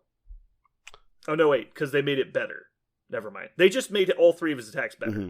And so, yeah, maybe they just felt he was underperforming, but we all thought Captain America was very good. But he did feel like a tax, right? Like, he felt like a 4-point monolith in your list that you never did anything. So, but... he just stands there in bodyguards. But, Jeremy, if you would, let's mind wipe you and go back a week and a half ago, and I told you that they're going to redo the game, and guess who was one of the very first models they were going to announce to get a buff to all their attacks is Captain America. Would you have believed me? Would you have gone, yeah, that makes sense? Probably. Really? Okay. He's an underplayed model in the meta that people play in now, which is TTS, because nobody plays anywhere else. He's very underplayed. Avengers are a hated affiliation because of that, and they wanted to bring him back. I mean, look at their core Avengers. Like, look what sells models. Like, that's how you bring more people into the game. And Hulks were not leaving the shelves. There's no fucking way. So in my answer to this would be that makes total sense that they're going to change his attacks. If you said they're giving him rerolls on his defense dice, what would you say? Oh, Jesus Christ. Yeah, exactly. Immediately that can't work because it doesn't matter really what Cap's attacks are. Like, that's so non-important to the kit. It's more about, that's why I'm saying, like, what would you change about Ant-Man and Wasp? Parker, if I told you Ant-Man and Wasp are going to Energy Defense 3, how does that change your feelings about them? It doesn't. Makes 0 difference. Right. All right, Ant-Man and Wasp are getting 5 dice on their basic strike. How does that change your feeling about them? What you mean? Not at all. Yeah. It did, like, literally no difference. Parker, Ant-Man and Wasp speed is going up 1 range when they're in tiny form. So Ant-Man will be size speed medium in tiny form. Don't give a shit. Right. These are all noticeable changes to any other character that literally don't matter to Ant-Man and Wasp. Because that's not what they're about. And so, like, what would you have to do to Ant-Man and Wasp to get me to play them? Make them 2 points? That's clearly not okay. They're way better than 2-point models. Mm-hmm. So it's just like, what would you have to do to get them played? Like, that's not a model that needs to be targeted for buff. Okay. Is what I was saying. Sure. But then I would still go back to, if it didn't matter to the kit, why even buff the attacks? For the reason Jeremy said, that They just wanted people I don't to be know. more excited. Captain America seems to be an exception to the rule right now. Okay. It makes no sense to my brain as to why they changed him. Because he clearly did not need to be changed in my mind, unless everyone's opinion of him was way worse than me. I see a world, honestly. I mean, can't you see a world now starting to approach where Captain America Avengers is scary as fuck? Like, that's going to be really, really strong. If not, go ahead. Too strong. I was going to say, let's talk about the other Captain, though. Like, here's a really good point of a kit that's just better. Captain Marvel, binary form going down a point. And, like, that's just better at what she's supposed to do, right? Like, it totally opens her up into multiple factions that she couldn't before. It allows her to start her game so much faster and more consistently than she could before. Like, that's just a great buff to what she already does. Does everyone agree that she was a bad character because binary form costs 5? She was bad. Okay. Nobody played her. 5 is a lot. But she was bad. Ren, she was bad. We played her on Cabal and it worked. Even in Avengers, she couldn't use binary form. Sure, but we played her in Cabal and it worked. Is it that bad? It kind of worked. We did that like twice because she wasn't valuable. Like you're better off taking other people. I don't know. She has energy absorption. She has a throw. She has one of the best basics. She didn't have the power to use the throw because she doesn't have a builder. Sure, but she doesn't. But she has one of the best basic attacks in the game. Range 4 dice, full reroll, gain of power, energy. That's amazing. It's okay. The 4 dice is kind of sketchy, but the rerolls help a lot. It's better than most attacks, but the problem was to become that's not a 4-point models attack, right? Sure, but it becomes 6 dice when she does binary form, right? Yeah. Right, but the problem was the time it took her to get into binary form, the important part of the game is over. Because she's also an immobile character. Right. So turn 1, you're double moving to a point, probably being completely ignored. Next turn, you gain 2 power if someone moves into your attack range, and you don't get pushed off the point. And then next turn, I get to binary. So turn 3, you get to binary for the first time. It's like turn 3, like how many? There's people like Thanos is taking control of the board on turn 1. Right.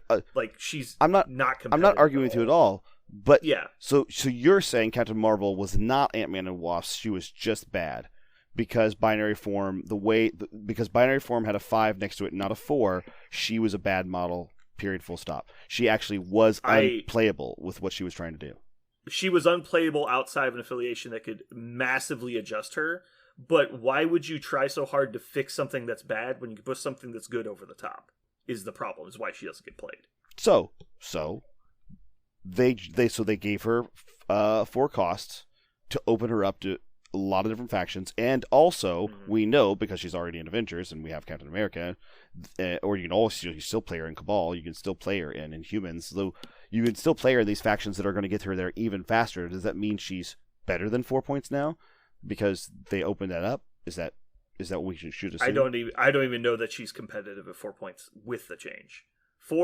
Going to 4 power on binary form is nice. I don't know that it makes her particularly good. But it just makes her not complete trash. Think of the number of models that you play where you do their spender that costs 4 and you do it regularly. Very rare. Hold on, say that again, Jeremy. You cut out there. I couldn't hear everything you said.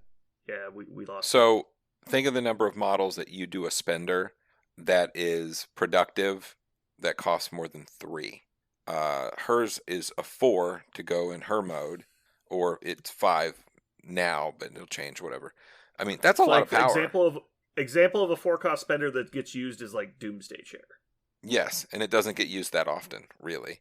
But name me a 4-cost spender that lets me do 6 rerollable dice and give me +2 defense for the rest of until I activate again.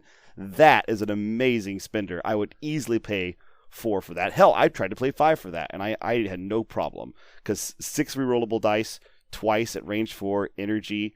That's amazing. But it's the setup. It's not that you can just do it. Like right. She doesn't have a way to get there. Yes, by herself. We had to work I had to work so hard to make it happen, but it was that good. You were basically paying 8 points for Captain Marvel. Yes. No. Well, I was playing because all Red Skull was doing was making Captain Marvel work. I mean, I was also playing Cabal, but Sure, everyone gets the leadership, but she's literally like duct taped to Red Skull, trying to get her into position to use her attacks. Just play Magneto. I mean, I know it's a 6-point model, but Magneto does the rerolls and all that shit without any shenanigans. Blast, a good example of a 5-cost attack that's actually good, and it doesn't even ever get used. Guys, I don't care about what model to take. I'm not trying to argue that Captain Marvel should be the first claw model. I know you're not. I was trying to make the point that this is an example of character that the only change they've announced so far, maybe she has more, but the only change they've announced so far is they're just making the one thing she does much more playable. Unlike Captain America, she's different because Captain America, the one thing he does is still exactly the one thing he does. They just gave him better attacks that he won't get much traction out of. That's not his kit, right? This Captain Marvel this is her kit. They're just opening it up wider. Are there any other characters? Should we expect this for every character that has a kit that doesn't work? And I guess Captain Marvel's just on that list? For kits that don't work, yes. If the character is not doing what they were designed to do, I would 100% expect a change. So, Captain Marvel, Gamora. So the problem with Captain Marvel, even though technically her kit was functioning, she wasn't getting to do it. Mm-hmm. Like, Ebony Maw, the problem with Ebony Maw isn't that the words written on his card don't function together. It's that he will never have enough power to run it. And so it's not functioning because he doesn't have enough power. Captain Marvel was the same way. She didn't have enough power to make her kit work. Mm-hmm. Because if your plan is to do your thing on turn 3, it's not a plan. Like, that's ridiculous. And the plan also involves getting to stand still and use a gaining attack twice on turn 2. Mm-hmm. That's part of the plan to get to turn 3 to do my thing. Mm-hmm. That's ridiculous. And that's even in an affiliation that can give you more power. Mm-hmm. So, let's go back to Gamora, an earlier person we talked about. Gamora's kit works on her card right now. Yeah. It's just terrible. She just gets swatted like a fly because she's supposed to be like a frontline fighter and she dies like a bitch. So she doesn't even hit like a 4-point character, I would argue. Sure. Like just a raw 6-dice physical attack is not that scary. Sure. It's only barely above average. Yes, but it is an attack. Like, you get to do it. Like, she will assassin leap. She'll throw herself into somebody because she's speed long. She'll throw herself into somebody and use Godslayer. She gets to do it every turn. So, if since there's nothing wrong with the kit, does she get fixed at all? Or are we only going to see kit changes? No, I think we'll see just overall balance changes. Because, like I said, I would argue that Captain Marvel's kit wasn't working because of like power constraints. But who's another example? Well, we've already seen 2. We know Hulk. His thing was he needed a builder. Captain Marvel needed it to be cheaper. Right. His kit wasn't working because he never had enough power to do what he was supposed to do. So far, we have a very serious theme. Any character that doesn't seem to be able to do their thing because of a power constraint is getting changed. So we should expect Ebony Maw. We have already seen Captain Marvel, and we've seen the Hulk. So Captain America also got power update. Right, you got a power update. But I actually would argue that Captain America always had power because of his A Day Like Any Other. But that's what I saw when I played him. I never once had a problem with power. the problem was him getting to power was the problem. Like, he got 1 a turn, he immediately used it, and then he did nothing for the rest of the turn. Yeah, but but the way he uses it is to take an attack. So I guess if he perfectly defends it, then he had a problem, but that wasn't a problem. But the problem was he was very good at defending. That was the problem. No, so, like, yeah, you would take, like, a 5-dice hit, and they would blank out on their attack roll, and you would get screwed. And it was ridiculous. Sure, so that's the way it worked. So, sure, if you got Bodyguard and they flubbed an attack, then yeah, that was a waste, quote-unquote, of 2 power. But the majority of the time, you took a 5 or 6 dice attack, they did 3 damage and you nullified it, and you were super happy to spend 1 power to nullify it. Like nullifying an attack because he's so much better at defending than the people he was protecting. Sure. No, I'm on the panel of he should not have been changed. Yeah. I think Captain America was fine. Right. He was certainly not enough of an outlier to justify an adjustment. I don't understand the logic behind doing it. And if that's the level of needs fixing that they're talking about, yeah, we're going to look at like 30 to 40% of the field's going to get adjusted. But I think it's going to be closer to like 10% outside of the fixes we talked about with the restricting size on pushes and throws, stuff like that. You know, power fixing because your character was made without a builder because they thought that was a good idea for some reason. Timing on rerolls, stuff like that. That's the only reason that we'll see changes on stuff outside of very few models. Jeremy, I've got a hot take for you. Go. You ready? Come at me. All right. Corvus Glaive Reality Stone nerf. Oh, he doesn't have it More anymore? about it. He doesn't have the Reality Stone? No, This I'm deck? saying I think that's coming. I think the wording on Reality Stone needs to be clarified much better than it currently is, because it works different than any other ability in the game right now. hmm But for anyone who doesn't know, basically the wording is anytime you roll a skull, you can choose to have it count as a crit, limit 1. But it's not once per turn or once per roll, it is currently 1. And so there's situations where he can be forced to re-roll a skull, and then the second skull will also count, because even though it's been rolled again. It's very weird. Because normally if it's like, okay, well, once per turn you can basically change a skull to a crit, is basically what the card says. Except you just count it, you don't actually move the die. And so if someone makes you re-roll the die because it counts as a critical so you can re-roll it. So you re-roll that and now you're like, okay, I got another skull. I will then again choose for this to count as a critical. It's like, yeah, you've already done that. It's like, well, that die's changed. It doesn't matter anymore. It's like, what? It's very weird. So what do you think will happen, Jeremy? It's more expensive? What would happen? I just don't think he'll make it through with his current strength. I think that getting your models murdered by one attack is a very unfun experience that I think has probably made its way through most people. I don't know. I just think he's an outlier. You just think he's a very overpowered, unfun experience? Yeah. He may not even be that overpowered, but he's so fucking unfun because with the damage reduction and the amount of damage he does, like, it's just an unfun thing. Like, he just chases you around, kind of like the gorilla with a sandwich in your pocket. Like, he's just coming for you, and you just have to get away. Like, he's just going to fucking murder you. Well, Like go ahead. No, that's it. I just think that I don't think he's going to make it through in his current form. I would be absolutely shocked if they change him, because if they're willing to let Shuri be what she still is, then Oh my god. they're not going to do jack or shit to a model that kills other models. Like, he still has to, like, get to the model, and he still has to swing. He still has to roll dice. Yes, his dice are great. So the problem with Corvus is that he can just decide to kill somebody, and there's really nothing you can do about Yeah, it. you place next But to they him. He can do they've it. done everything they possibly can to make that the situation. They Mhm. gave him a tactics card that prevents defense dice from ever happening. They gave him Pierce on his basic attack. They gave him Flurry and Advance on his spending attack. They gave him access to the Reality Stone, so skulls don't stop him. They gave him an ability that said blanks count, so blanks don't stop him. The only thing he can roll that doesn't work is blocks. So he has a 7 in 8 chance of causing damage per die. They put him in an affiliation with a guy that says, roll 2 or 4 more dice and also re-roll 3 of your dice. They put him in a faction with that guy. And they also put him in the faction with that same guy who can move one guy from one end of the field to the other to stand in front of you. Like, they've done everything humanly possible to make sure that he can press the delete button. And so I would be really surprised if they did something about it. Because that is a very expensive package, and he should kill people. He's literally the Grim Reaper. He should kill people. Mhm. Also, counterpoint, you know what's fun? Killing people. No, I That's agree. fun. There's a reason I don't play Black Order. That's it. Yeah. I've got another one on the chopping block. I think we'll get not Ooh. chopping block, not taken down. A building block. I think he's going to have to get built up because he doesn't. And actually, I think he just needs to be brought into line with other similar characters. Is Bullseye?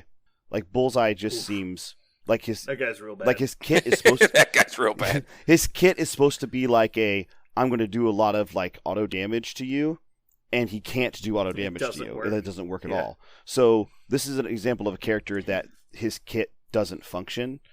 And so I would be very surprised if they don't change something fundamental about his kit so that something happens really consistently. So I go, okay, I want to do like a snipery kind of character or a build where I'm constantly doing 1 damage to everyone automatically. A la, I think they hit the nail on the head with Omega Red, right? Like, he wants to do auto damage as long as Poison's out there. Like, I think Bullseye will do something like that because what he does right now doesn't work at all. Like, it just doesn't function. He can never be counted on to do the thing he does. I could see them changing the wording on his I never miss to if this attack would do no damage, it instead deals 1 damage. Right. I could see them doing that so that way he triggers the Cabal leadership, and then he would have a home at least. But yeah, it seems like they just kept stapling him onto other affiliation lists, and nobody wants him. Yeah. He's so bad. He's super duper bad. Yeah, this would be an example of like a kit that just doesn't work. Like you see the moving parts, but they just don't do anything. It's like the do nothing machine. It's like, okay, what? It's like, nah, just kidding. Like I didn't actually do anything. Right. You're like, whatever. And if he's just supposed to stand there and throw his knives twice, there are so many characters who just stand there and pull the trigger twice, or stand there and, or shoot a beam twice. Like he is so bad at doing the thing he's supposed to do. There's another character in the game that doesn't get played at all that is so much better than him. Agent Widow. Agent Widow is so much better than him, and she's never played. Like, I think we've actually kind of overlooked Agent Widow. I think that she probably needs to see some. I think Agent Widow is actually really strong. I just need to find a place for her to be better than somebody else. But I think she's actually going to be there. But Bullseye isn't. Like, every time you want to, like, I would put Agent Widow out of faction into one of his factions before I put him in, because she's better than him. Because they have a very similar kit, a very similar idea. He just doesn't do it for some reason. I think we're only talking about the original 50, right? Those are the ones that they're adjusting. Oh, that's right. Is he? He's not there. Is he not in it? I think he is. Yeah. Oh. So the first. Let me sort this. Oh, I know how to do this. Here we go. He's CP30, Perfect. So that'll be close. No, he's not. Oh, he's not? Wait. Nope. He is not in the original 50. No, yeah. CP30 can't be, right? Because it's there's been right on the line. Yeah. There's a couple like ones, and remember CP1 had 10 people. That's what I mean. Yes. Yeah. Yeah, but CP's like there's a bunch of train sets and stuff too. So I just sorted by. I just did the first 50 characters sorted by release number, and it goes all the way down to Hawkeye at 24, and then has 5 Infinity Stones.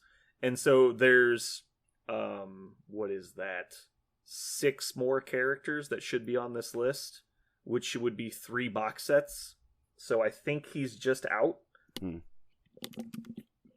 But yeah, it's like Hawkeye, Agent Widow, Wong, Doctor Strange, like those guys. So basically Defenders backwards.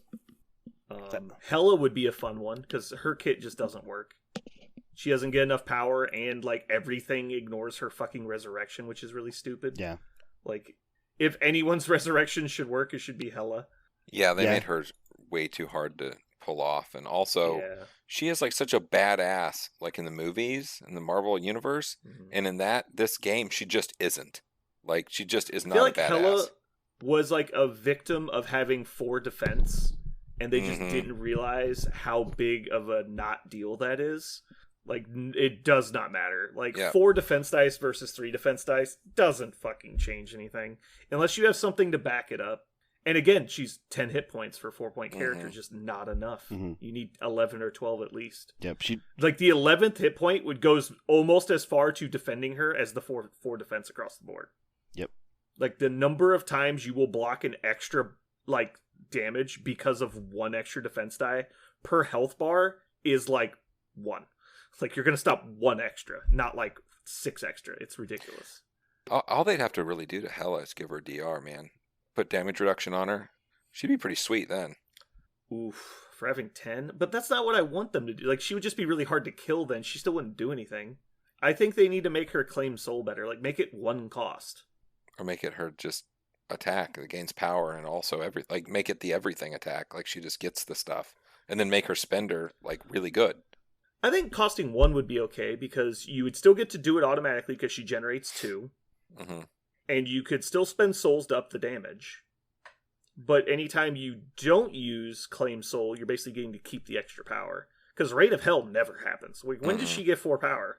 Like, literally cannot happen. I guess, what if she could spend souls to stop damage? That could be an easy change. Just give her fucking Sinister's ability. That'd be really cool. Yeah, and then just get rid of the resurrection thing. That would also be part of the theme they're doing, which bringing things in line with other things. Because obviously, if you were about to take 4 damage, you would just spend 3 souls to take 1, and that way the resurrection would be pointless. And you wouldn't have to deal with, what if a character is KO'd and then not KO'd? Like, what happens? Does everything trigger? And you're like, yes. It's like, oh god. Anyway. Yeah, there's a bunch of stuff with the new balance changes. The thing that bothers me most is when I see people online, they're like, oh, good, they're doing balance updates. Man, they better adjust my favorite character. And it's like, I'm like, what's your favorite character? It's like, Punisher. I was like, Punisher does not need a balance update. Jesus Christ. Like, you don't know anything about this game. Every time I play with MODOK, he's so bad, so I hope he gets buffed. Yeah. So, like, Crossbones is an example of, like, a character I could see getting an update. His kit works. Yeah, he does not need an update. And I could be like, Energy Defense 3. I could see them just, like, salt bang it in there. Like, Energy Defense 3, leave it alone. Like, yeah, that's probably fine. Like, he's not supposed to be good. Like, his role in the Marvel Universe is not to dominate boards. Like, I understand. Like, he has a specific place. He plays in Criminals with Sin. That's it. Like, I got it. Or in Cabal with Sin. He plays with Sin. I got it.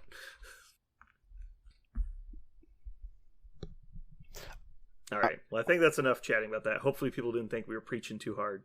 But no, that was it. I like the idea that, you know, there's such thing as broken characters, and it's mostly focused on like kit. And I think there's going to be a serious theme of characters that can't do things because of the amount of power they have. It's really obvious that that's one of their primary yes/nos. Like, can this character work with the power we have coming to this character in the game realistically?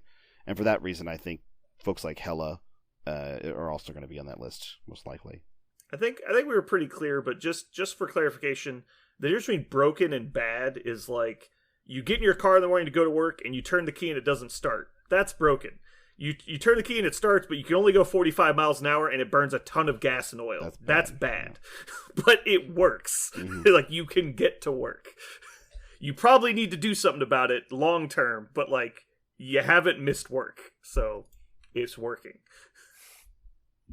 All right. So let's go to our next segment, which is going to be Comic Corner. Parker, go ahead and talk about your stupid comics. Okay. So there's a comic out there. Oh no. That I wanted to bring to people's attention. I guess is to prove to people that I meant what I said and I said what I meant. Oh god, never mind. We're skipping it. So hold on, we're cutting it. Somebody who is awesome, a fan of the show, John. Shout out to John. He and I had an awesome, robust discussion on our Discord, talking about my comments about Rogue a couple episodes ago, and it was just a really good discussion. And we basically ended up to the point that I agreed that there was definitely something about Rogue that was bothering me, and it's probably not some sort of sincere, distilled problem with her character. That being said, yeah, it's because you're from the South, so you hate Southern people. Yeah, well, it's the caricatures. I don't like caricatures, right? And the same reason that nobody likes caricatures of things that they resemble. So, and it's also probably the reason why I like modern versions of Rogue, because they have completely shed the caricature of her in the modern versions of her. Yeah. She never says the word Suga spelled with an AH in anything written past 2010. So, I wanted to share one of my favorite X-Men's that actually showcases her as a main character, and I think it's awesome. It's called Age of X.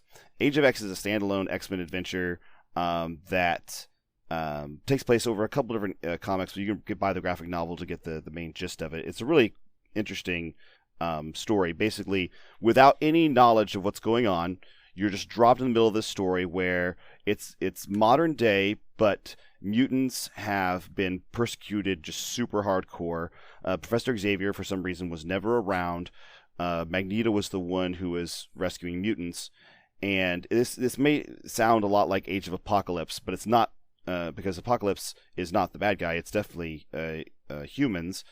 At some point, Magneto has just literally ripped a chunk of New York City, like, out of the ground, girders, to the ground of skyscrapers, and just, plunged them into Virginia.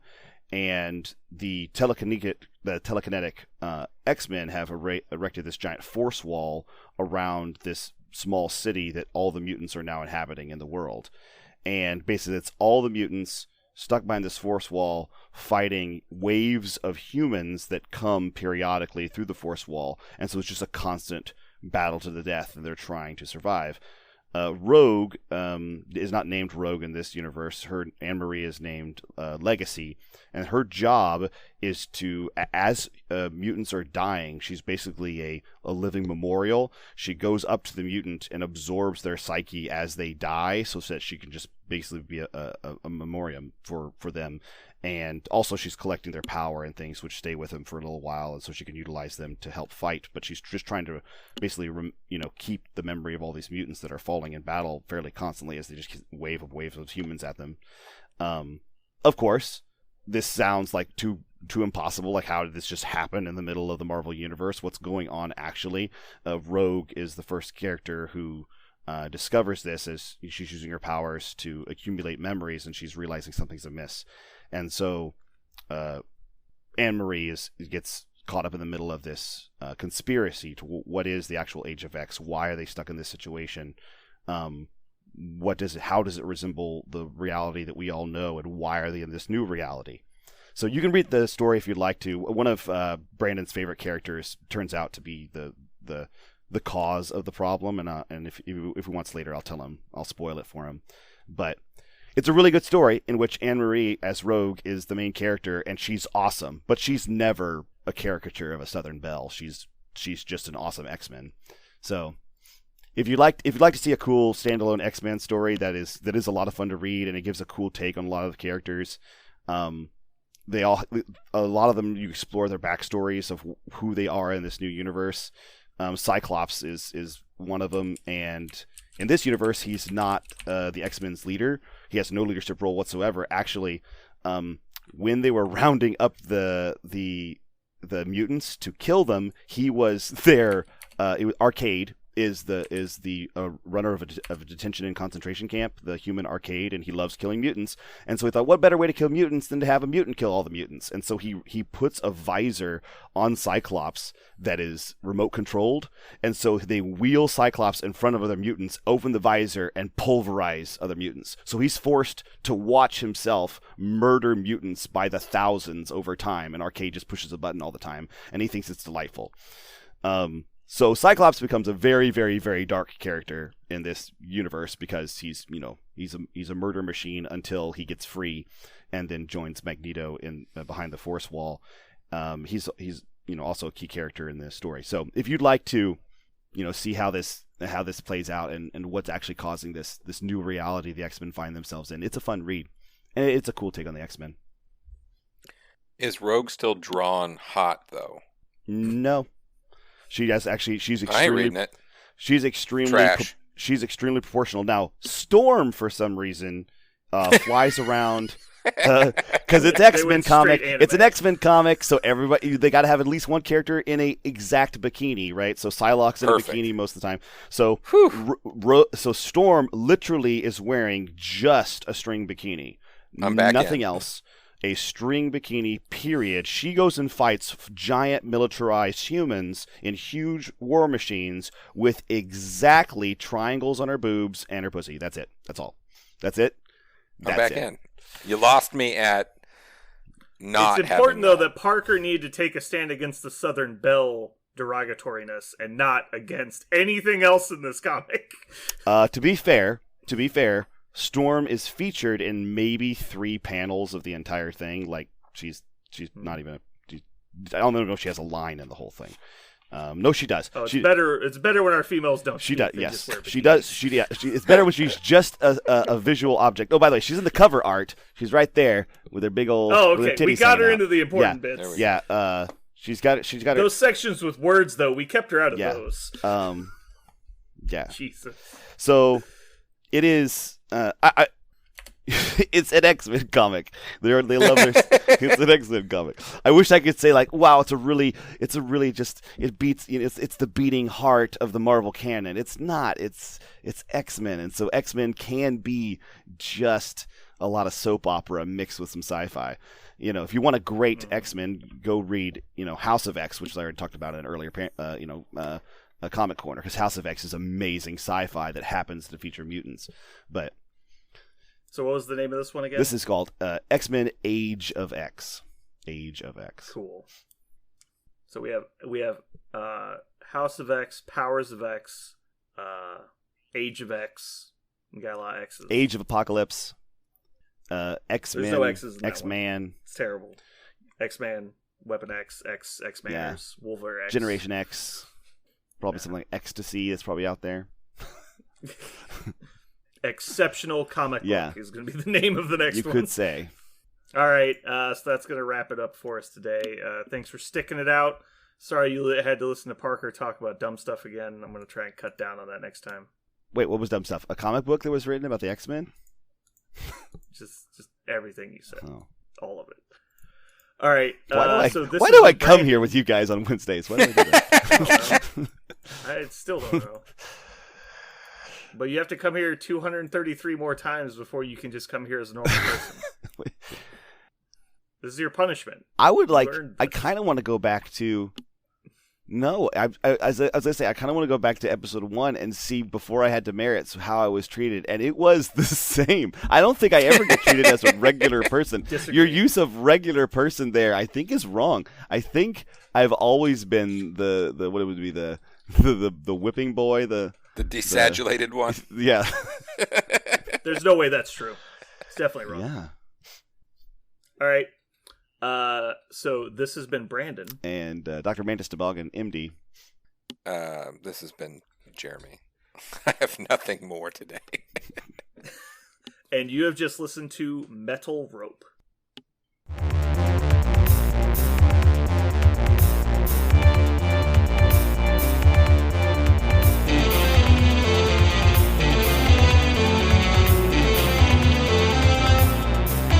So what are we going to call this thing? I got it. Okay.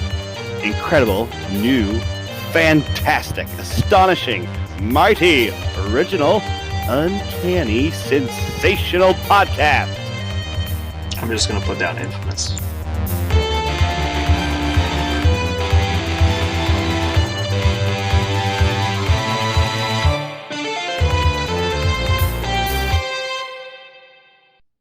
What time is it? Jesus. It is 10:34. Why? We ought to start this at some point. I was going to say, I feel like we did. We have started. I feel like this is it. Oh, okay. Jeremy, we're podcasting. Oh, sorry. Are you some kind of idiot? I thought I was. Okay. Yeah, you're right. Podcasting. You guys caught up on the What If? I was about to say about What If. No. Okay, so... No. I am not caught up. Oh, Jeremy, did you see the latest? The last one was the Killmonger one, right? Mm-hmm. Is that the one? Oh. I feel like I saw that one. Oh, you saw that one? Yeah. I didn't realize that was the latest one. I thought it's not the latest one. Came out Oh, today. it's on tonight, right? One is out one tonight. Yeah. Okay. Did you already see it, Jeremy? My boys watched it. I was cooking, so I kind of watched it in and out. I get the gist.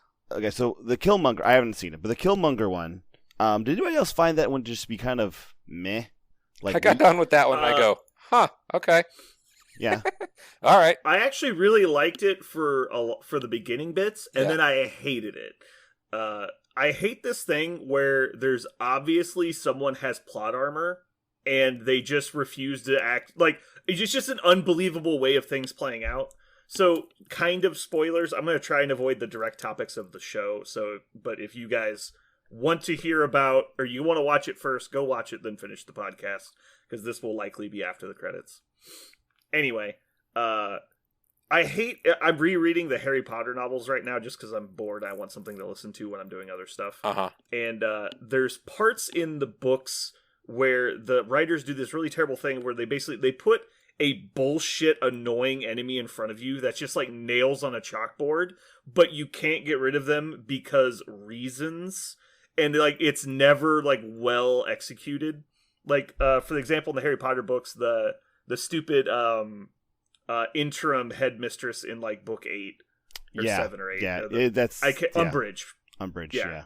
Umbridge. And she's just like, no human being ever would meet this woman and be like, yeah, you deserve to be in charge of something. No one would ever do that. It's like, and then you hear about like she's literally torturing children, anyone ever would immediately fire this woman. Like, there's no way this could ever happen. Mhm. But because it's meant to be an annoying villain, they're there and they're justified and nobody will stop them because they're meant to be a foil for some reason. But there wasn't, like, at no point would this ever be acceptable. Like, you're the good guy, they're the bad guy. Like, you would get fired.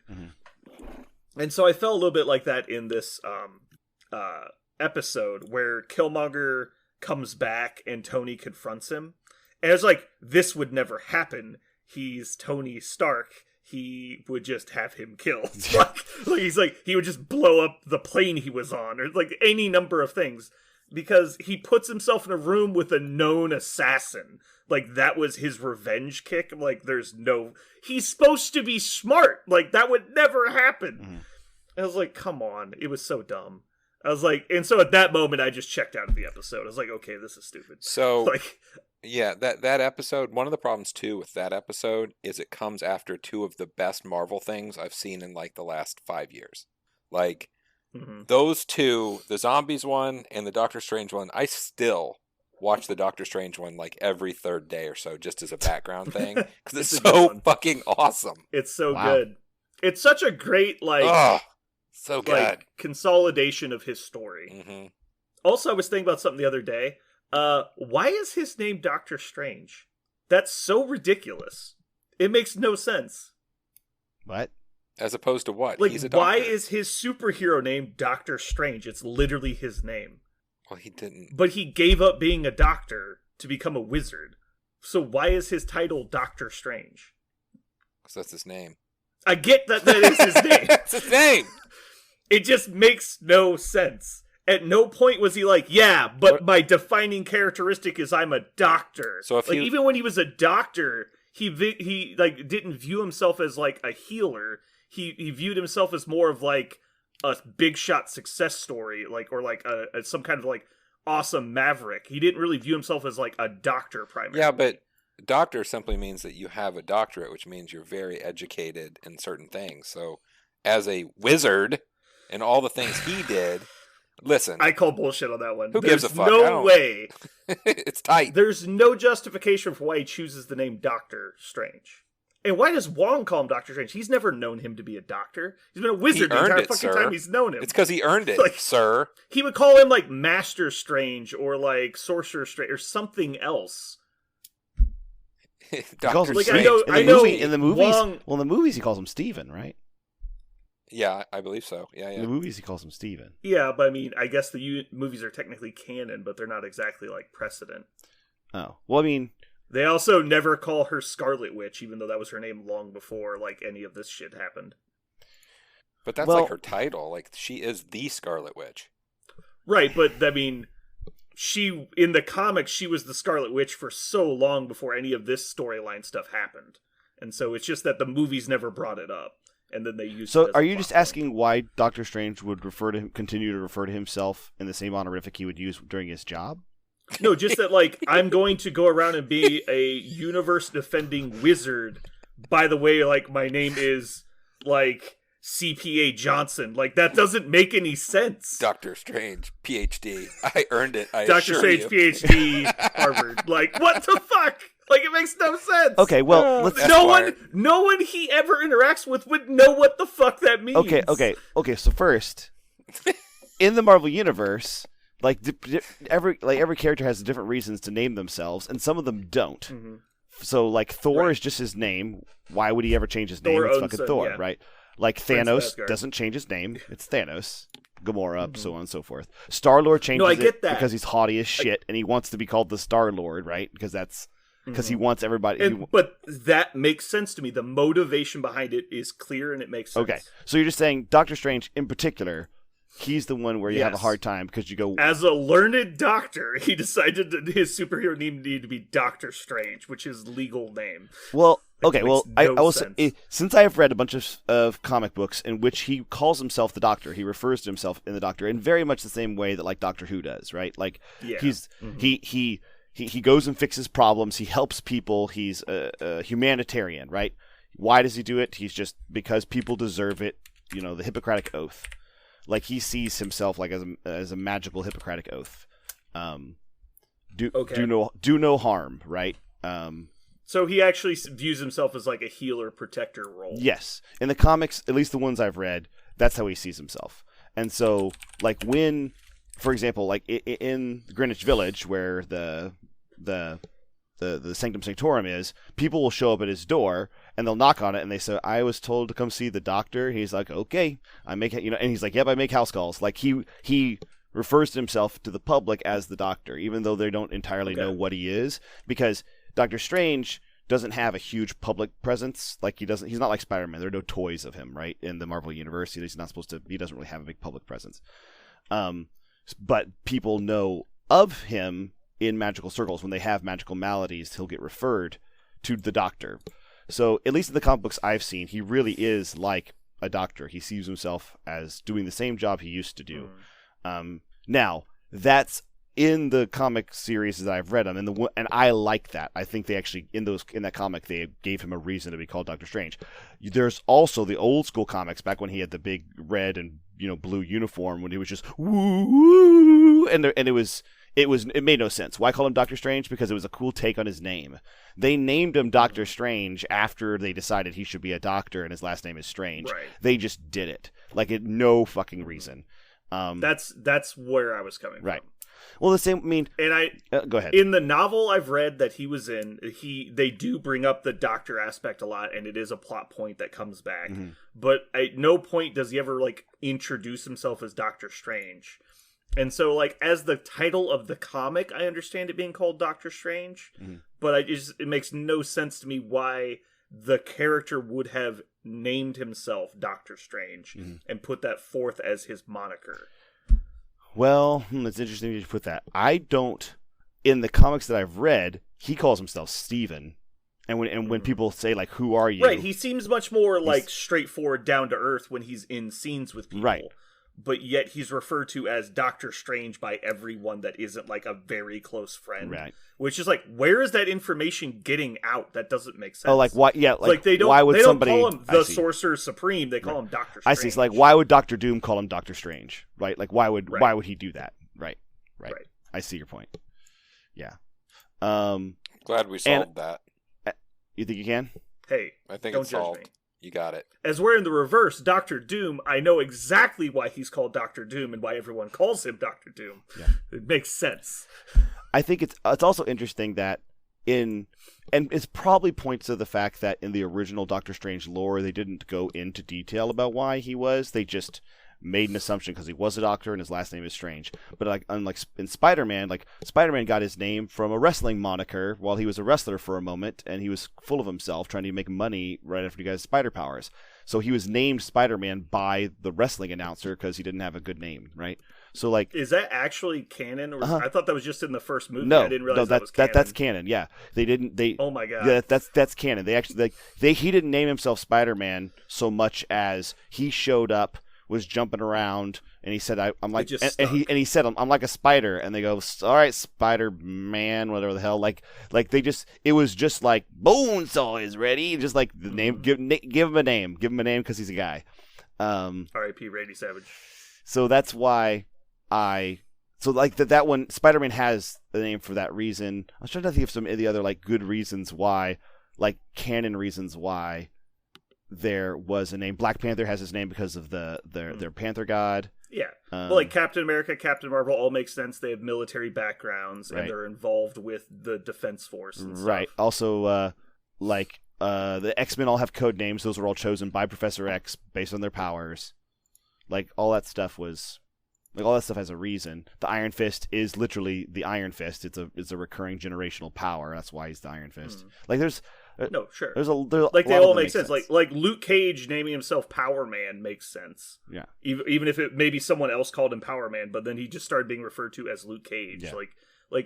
They all make sense except for Doctor Strange. Like nobody else is like that. Where it's just very odd. It's like literally they're called what they are. There's a fantastic tongue-in-cheek moment with him and. I know the joke a lot. Right. Like the joke of his name. Right. It happens all the time, yeah. and it's funny, but like it doesn't mean it makes sense. Right. All right. Is there anything else you guys want to talk about before we get started? I feel like we did it. I feel like we're done. Can we like wrap this up? I'll do a comic corner. We're done. I feel like we No, got. I feel like it's the opposite. Do you have? we've done a Do you have really Comic good. Corner ready? We've done a really good Marvel Crisis Protocol podcast right now. This has been great. Well done, boys. Yep, I think we did it. Mhm. I've been podcasting this whole time. You guys should definitely keep talking about the fact that I'm going to have to move time segments around. That makes it really seamless. There are a few other ones though. Like, how did I wonder? Now you made me wonder about the names. Like, how did Brock Rumlow get to be called Crossbones? Did he just put the mask on and people started calling that when he was murked around? Like, is that, or did he pick that as a code name? It's like they're a couple. Well, I saw his original like costume, and it literally was like he's like a pro wrestler with a crossbone mask. Yes, like it was really stupid. Yes, he literally looked like it was like Pirate Man is like kind of the idea. It looked like Pirate Man. Yeah.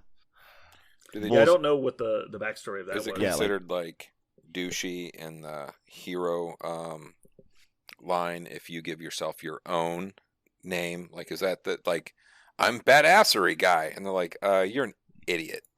Yeah. Yeah. Well, it's an Image comic, right? Kick-Ass, like the actual. I know they made a movie, but the comic book is great, and they talk about that, like how do you get your name? It's kind of a douchey thing to name yourself. Yeah. This is a good one. Why Cable? His name is Nathan Summers. Cable is not anything. I actually looked up. Yeah, I don't know why he's called Cable, but he has a bunch of alternate names like the Traveler and stuff, which makes sense because he is a time traveler, right? And he shows up all over the place. One of his honorifics is Ascani Son, which is because the Ascani were the name of these like psychic cult that raised him when he was sent to the future. Like there are lots of things that he's been called that actually make sense, but why did he walk around going, Cable will be my name because I am so Cable-ish? I don't know. There's something. I mean, the way they draw his arm looks like a bunch of cables. Maybe it was a nickname. Yeah, but from a totally creative standpoint, from just the human being drawing him first, why did they go with Cable? Other than that, makes no sense. It sounds kind of badass, I guess. I could see somewhere in the backstory of Cable there was a reason, but yeah. But even so, like you got to make up a name at some point, right? And like we just talked about, he's got multiple like nicknames that make a lot of sense, and so I don't no one really cares about Cable. But it's also not, his name isn't Natey Nate. Like it's not like something drawn directly from his fucking name. It's like the Shang-Chi thing if anybody's seen Shang-Chi, it's not really a spoiler. It happens really early. He goes by Sean, and his name is Shang, and then they point out the facts like you realize that the false identity you chose is one letter different than your actual fucking name, right? He's like, shut up. I was just seeing here, they just said that some guy just named him Cable. Picked Cable. Yeah, like not. It could have been a code name in the military. Yeah, it says, I was given a directive to create a new leader for the New Mutants. There was no name, no description besides a man of action. I created the look. Liefeld? Yeah, this is Liefeld, yeah. I created the look, the name, much of the history of the character. After I named him Cable, Bob suggested Quinn, and Luis had Commander X. We went with Cable. Yeah. No reason. All right, his name's Cable. It's like, number one, I won't be able to draw his feet at all. Yeah. Number two, no feet. No feet. I can't draw Lots feet. of pockets. Weird style. That makes sense because I have no idea what Cable's feet look like. Nobody does. Nobody does. It's never been pictured on a comic screen. Oh, something's been pictured. They're not feet. I like to imagine they made fucking what's his name, Josh Brolin just walk around barefoot because they didn't know what his feet were supposed to look like. It's like you just have to wear these blue screen things on your feet, like that way that we can never, even if they get in frame, they'll get cut out. Oh my gosh! Here we go. I actually found an article done by the CBR, the Comic Book Questions Answered.com, which is the name of the article. How did Cable get the name Cable? Here we're gonna find out. All right. Well, I'm going to use the bathroom real quick and get some more water, and then we'll get firing up when I get back. Okay. If you guys need to go.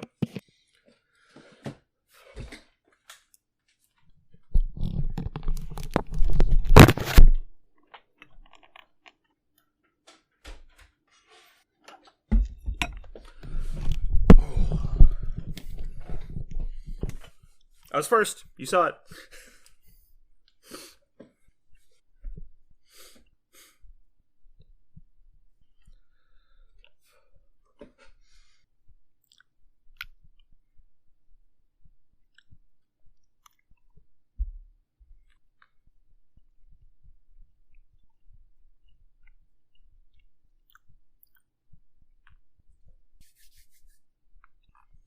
Did you find it? I'm looking. Oh. Oh, really? It's like a 10-page article that just says randomly chosen. Uh-oh. Is my backup not working? Hello? Parker, can you sound test for me? Test. Parker's testing. Okay, so you guys are getting recorded, but I'm not.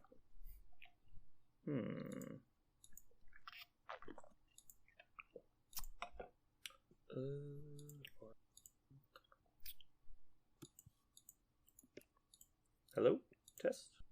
Alright, well, I don't know why my audio's not recording on the backup, but I have my primary still. Alright, lay us on with the answer. So, real reason they just thought it was cool. I expected that was that. That's the real reason. They just thought it was cool. They did write, years after he became a popular character, they did write a reason why. During his adventures, bouncing between the past and the future, fighting Apocalypse, his dad, Cyclops, told them that he was a Link, and this is really stupid. Why would you say this to a person? He was a cable, like, between the past and the future. And this is like he's saying this to young Nathan, so Nathan decides to adopt that name because his dad told him about it while he was young, and that's so. Or you're like that's, a Link. That's so stupid. So you should be named Link. That's so stupid. He said you're like a cable. You're like a cable between the past and the future. And if I ever went up to somebody and be like, "You're like a bridge. You're like a really important bridge." You could say a link, maybe a chain. You know what? But there's a better word to describe something that does this. You know what? What holds up bridges? No, you're like chains don't hold up girder bridges. To the past. Yeah, you're like nobody says that. You're like, what would you call it? Is it like a causeway? That's what you are. You're a causeway to the past. Nope, that doesn't work either. Summers. You know what? You're like a cable, like a sturdy woven metal cable to the past. That's what you are. His name could have been Tunnel. Tunnel could have been pretty his cool. His name. He's like a tunnel to the past, yes. Or tunnel to the future. That would actually make sense. Tunnel is pretty cool. Right. I think it should makes more sense than cable. Yeah, it should have been. But I mean, obviously, I could have told you from point one, knowing how character creation works. They're like, all right, I have this really cool name. I need to create a character for it. That's 100% how it went down. I knew that the whole time. It's just, did they come up with a reason? Yeah.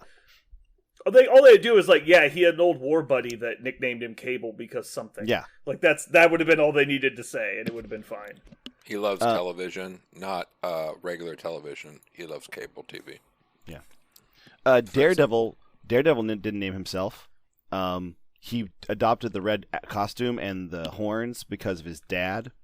His dad was fought like a devil. Yeah, fought like a devil. Yep. So he was called the Devil of Hell's Kitchen when he boxed. But that's why he wore the outfit. He was the man without fear, so right. He was Daredevil. Right. So, but people again, that makes a lot of sense. Yeah. But clearly they wanted the character to be called Daredevil, right. And they worked backwards from that. Like that's how character creation works. Here's one that I've often wondered about. The Green Goblin. Not mad that he exists, but why green? Why not just Goblin? Why did they go with Green Goblin? Why green? Goblins aren't green. Because it's written for kids, I guess. But it's not called the Red and Blue Spider-Man. Is it just because alliteration, right? But it's still two words. Yes, it's just Spider-Man. It's just alliteration, basically, right? Green Goblin. It could have been Gold Goblin, but they decided to go with Green Goblin because he's more Blue Beetle, more goblin-y, I guess. Mm-hmm. The goblinacity was really high. I mean, yeah, the more grown-up version of the character is Hobgoblin, right? So yes, he is a straight-up murderer. Yeah. Yeah. All right, well, now that we know the origin story of one Nathan Nathaniel Summers of Cables. Yeah. Who's a cable? Good to go. It's the link now to that the that's past. out of the way. He's a cable between the past and the future. You're a cable, son. Jeremy, I'm worried your internet is like hanging on by a very, very thin cable because your quality on your stream is real bad. Yeah. Is It's it? like I got 1 pixel in the top left, I got 1 pixel in the bottom right, and they're usually the same color. Like, should I reconnect? You were so fuzzy, and I see you move about once every 4 minutes when the screen changes. And so I'm like, uh-oh. So hopefully Jeremy hangs in there with us. Hey guys, I got a question for you. Yes, Brandon. Lay it on us. Did you hear about the guy who dipped his balls in glitter? No. Pretty nuts. God damn it.